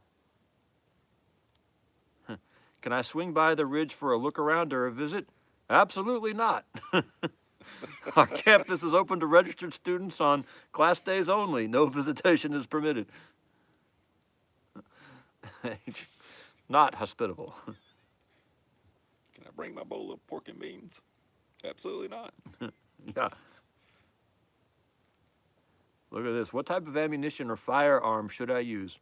Reloaded ammunition is not allowed at Valor Ridge. Training is not the time to skimp on ammunition, and we have seen more problems with reloads than any other cause put together. I think he meant all other causes put together. Some students were unable to continue training due to damaged weapons and lack of ammo. If you use reloads in our course and you or other persons are injured, you will be held civilly liable for any and all damages that take place to others and our property. Please use new factory-loaded ammunition. If it is discovered that you are using reloaded ammunition, you will be removed from class. Be scourged. As the result of numerous issues that have arisen over the years, we will no longer allow internally modified firearms once they leave the factory in our classes, unless the work was performed by a certified, qualified gunsmith. So what's that mean, though? If you buy a bolt,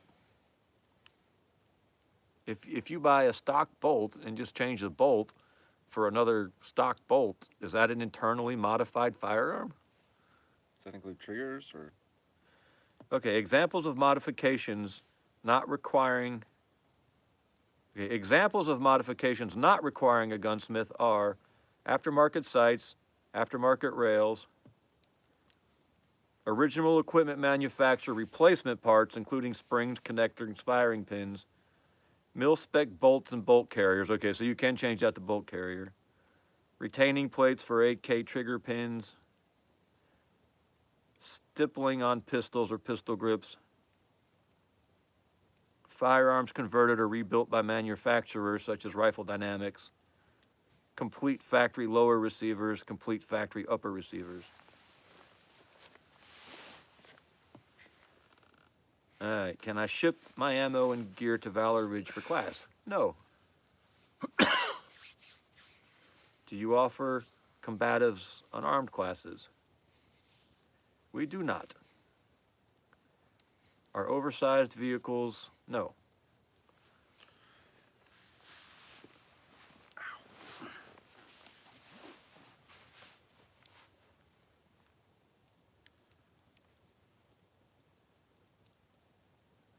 Okay. So the fact doesn't say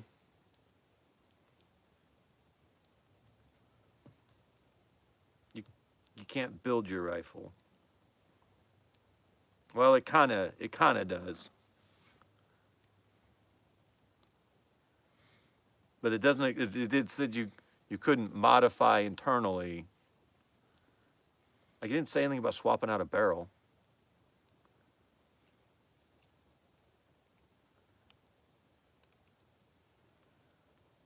All right, someone send me the link.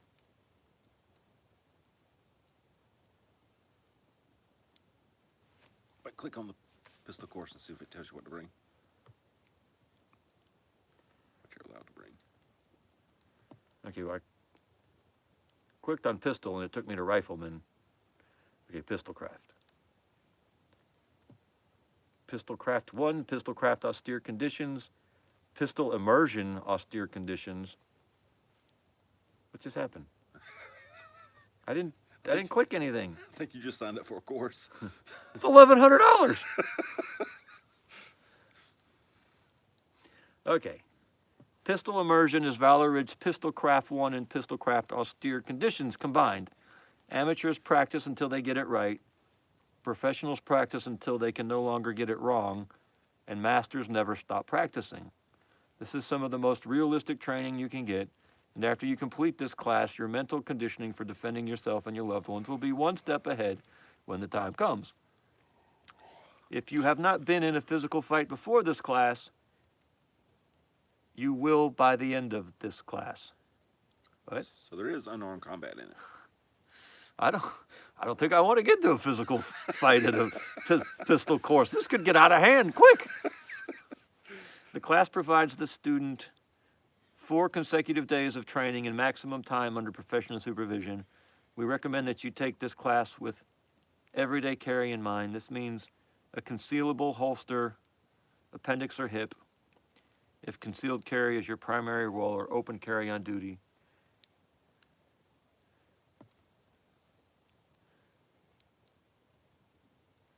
Okay, required class equipment. Pistol, makes sense. Bring a spare pistol if you have one. What if somebody brings a hammer-fired pistol? Magazines, double stack mags, minimum 3, single stack mags, minimum 5. Minimum of 600 rounds. Quality holster, ballistic eye protection, electronic ear protection, pen and paper, sunscreen, bug spray, rain gear, gun cleaning gear. You will need to bring a lunch. No pork in the hot pockets. Mouth guard flashlight. There is no minimum age to take this class. However, students under 18 years of age are required to attend the class together with a participating adult.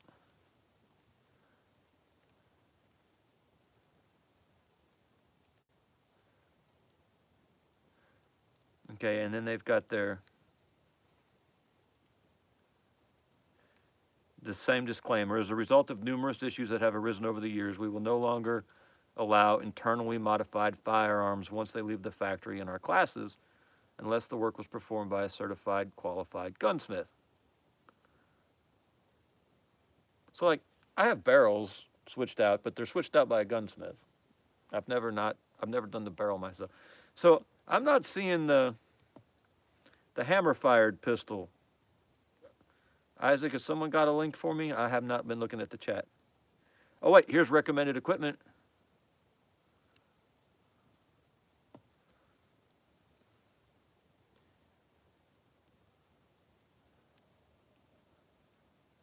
Oh, well, no, these are just the Oh, he does have his recommended pistols are Glock 17, 19, and 26, and the Smith & Wesson M&P. But that's just under recommended equipment. Okay, the equipment recommended here is based on experience, durability, and performance. These products work and have been proven reliable, functional, and practical. They are products I use on a daily basis and know they will work for you too. The list is the result of trial and error as well as observable results and performance over time. Okay, well, that's the recommended equipment.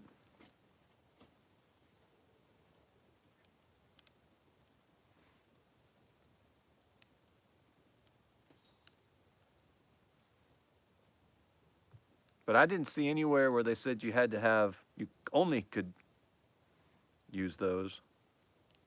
I don't know.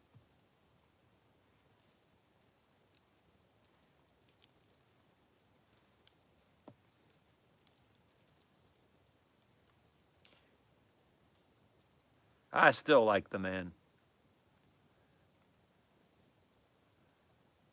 I mean, I don't know why I like him. I've never met him. He was an 0351. He was actually, we were talking about the Dragon and the Javelin earlier. That's the MOS in the Marine Corps that fires the Javelin and the Dragon. He was probably a Javelin gunner. The price wasn't awful. That one I just looked at was $1,100 for 4 days. That's not terrible. I mean, it's more than I can afford.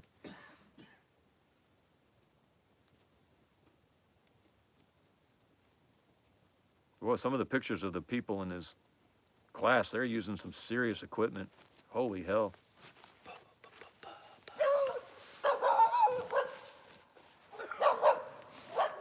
Here's the guy using an AK. So look at this. He's going to let... Hey, DL, good night, brother. He's going to let people use AKs, but then they're going to act like the Glock is the only pistol you can use.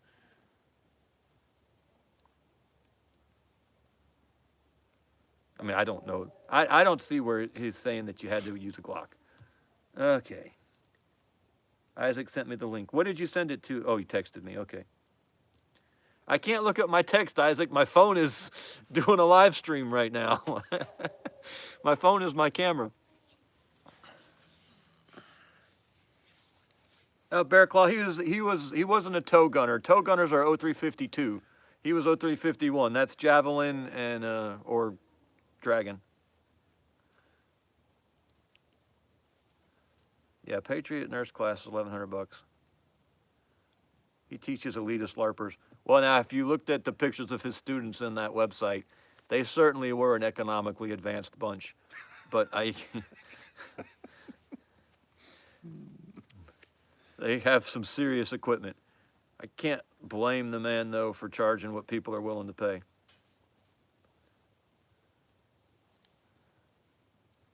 I did not see anyone there who didn't have more money in their optics than I had in my my rifle. All right, man. Let's catch up with the chat real quick, and then we are going to call it a night. We are going to need a bigger boat.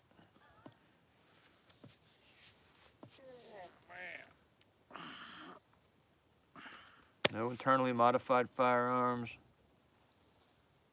There's so many rules you can't keep them straight. You will be shamed.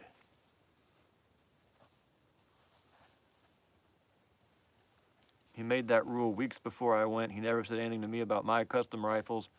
Everyone had modified guns there. Yeah, I don't know many people that don't change something on a rifle.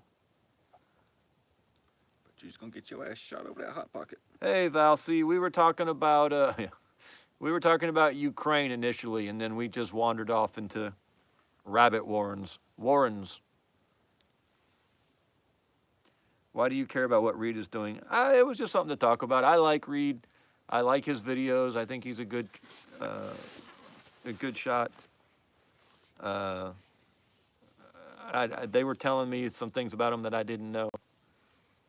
Yeah, Dean, I'm glad you made it too, brother.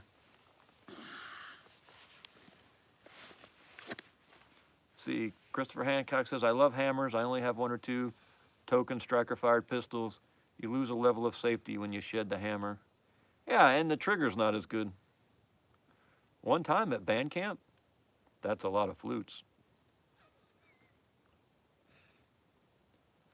McMikey said he didn't see anything on Hammerfire. Okay. All right. He hates me, but he's all right. So we were just talking about Valor Ridge and people's opinions of it. I still like Reed. I'd still like to take one of his classes.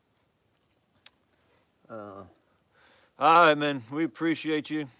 You stuck with us for a long time this evening. And we had a pretty good conversation, I think, all things told. So we will see you soon. Isaac, thank you, brother. We appreciate you being available to take care of the trolls for us. And here we go. I'm not going to be able to turn it off again.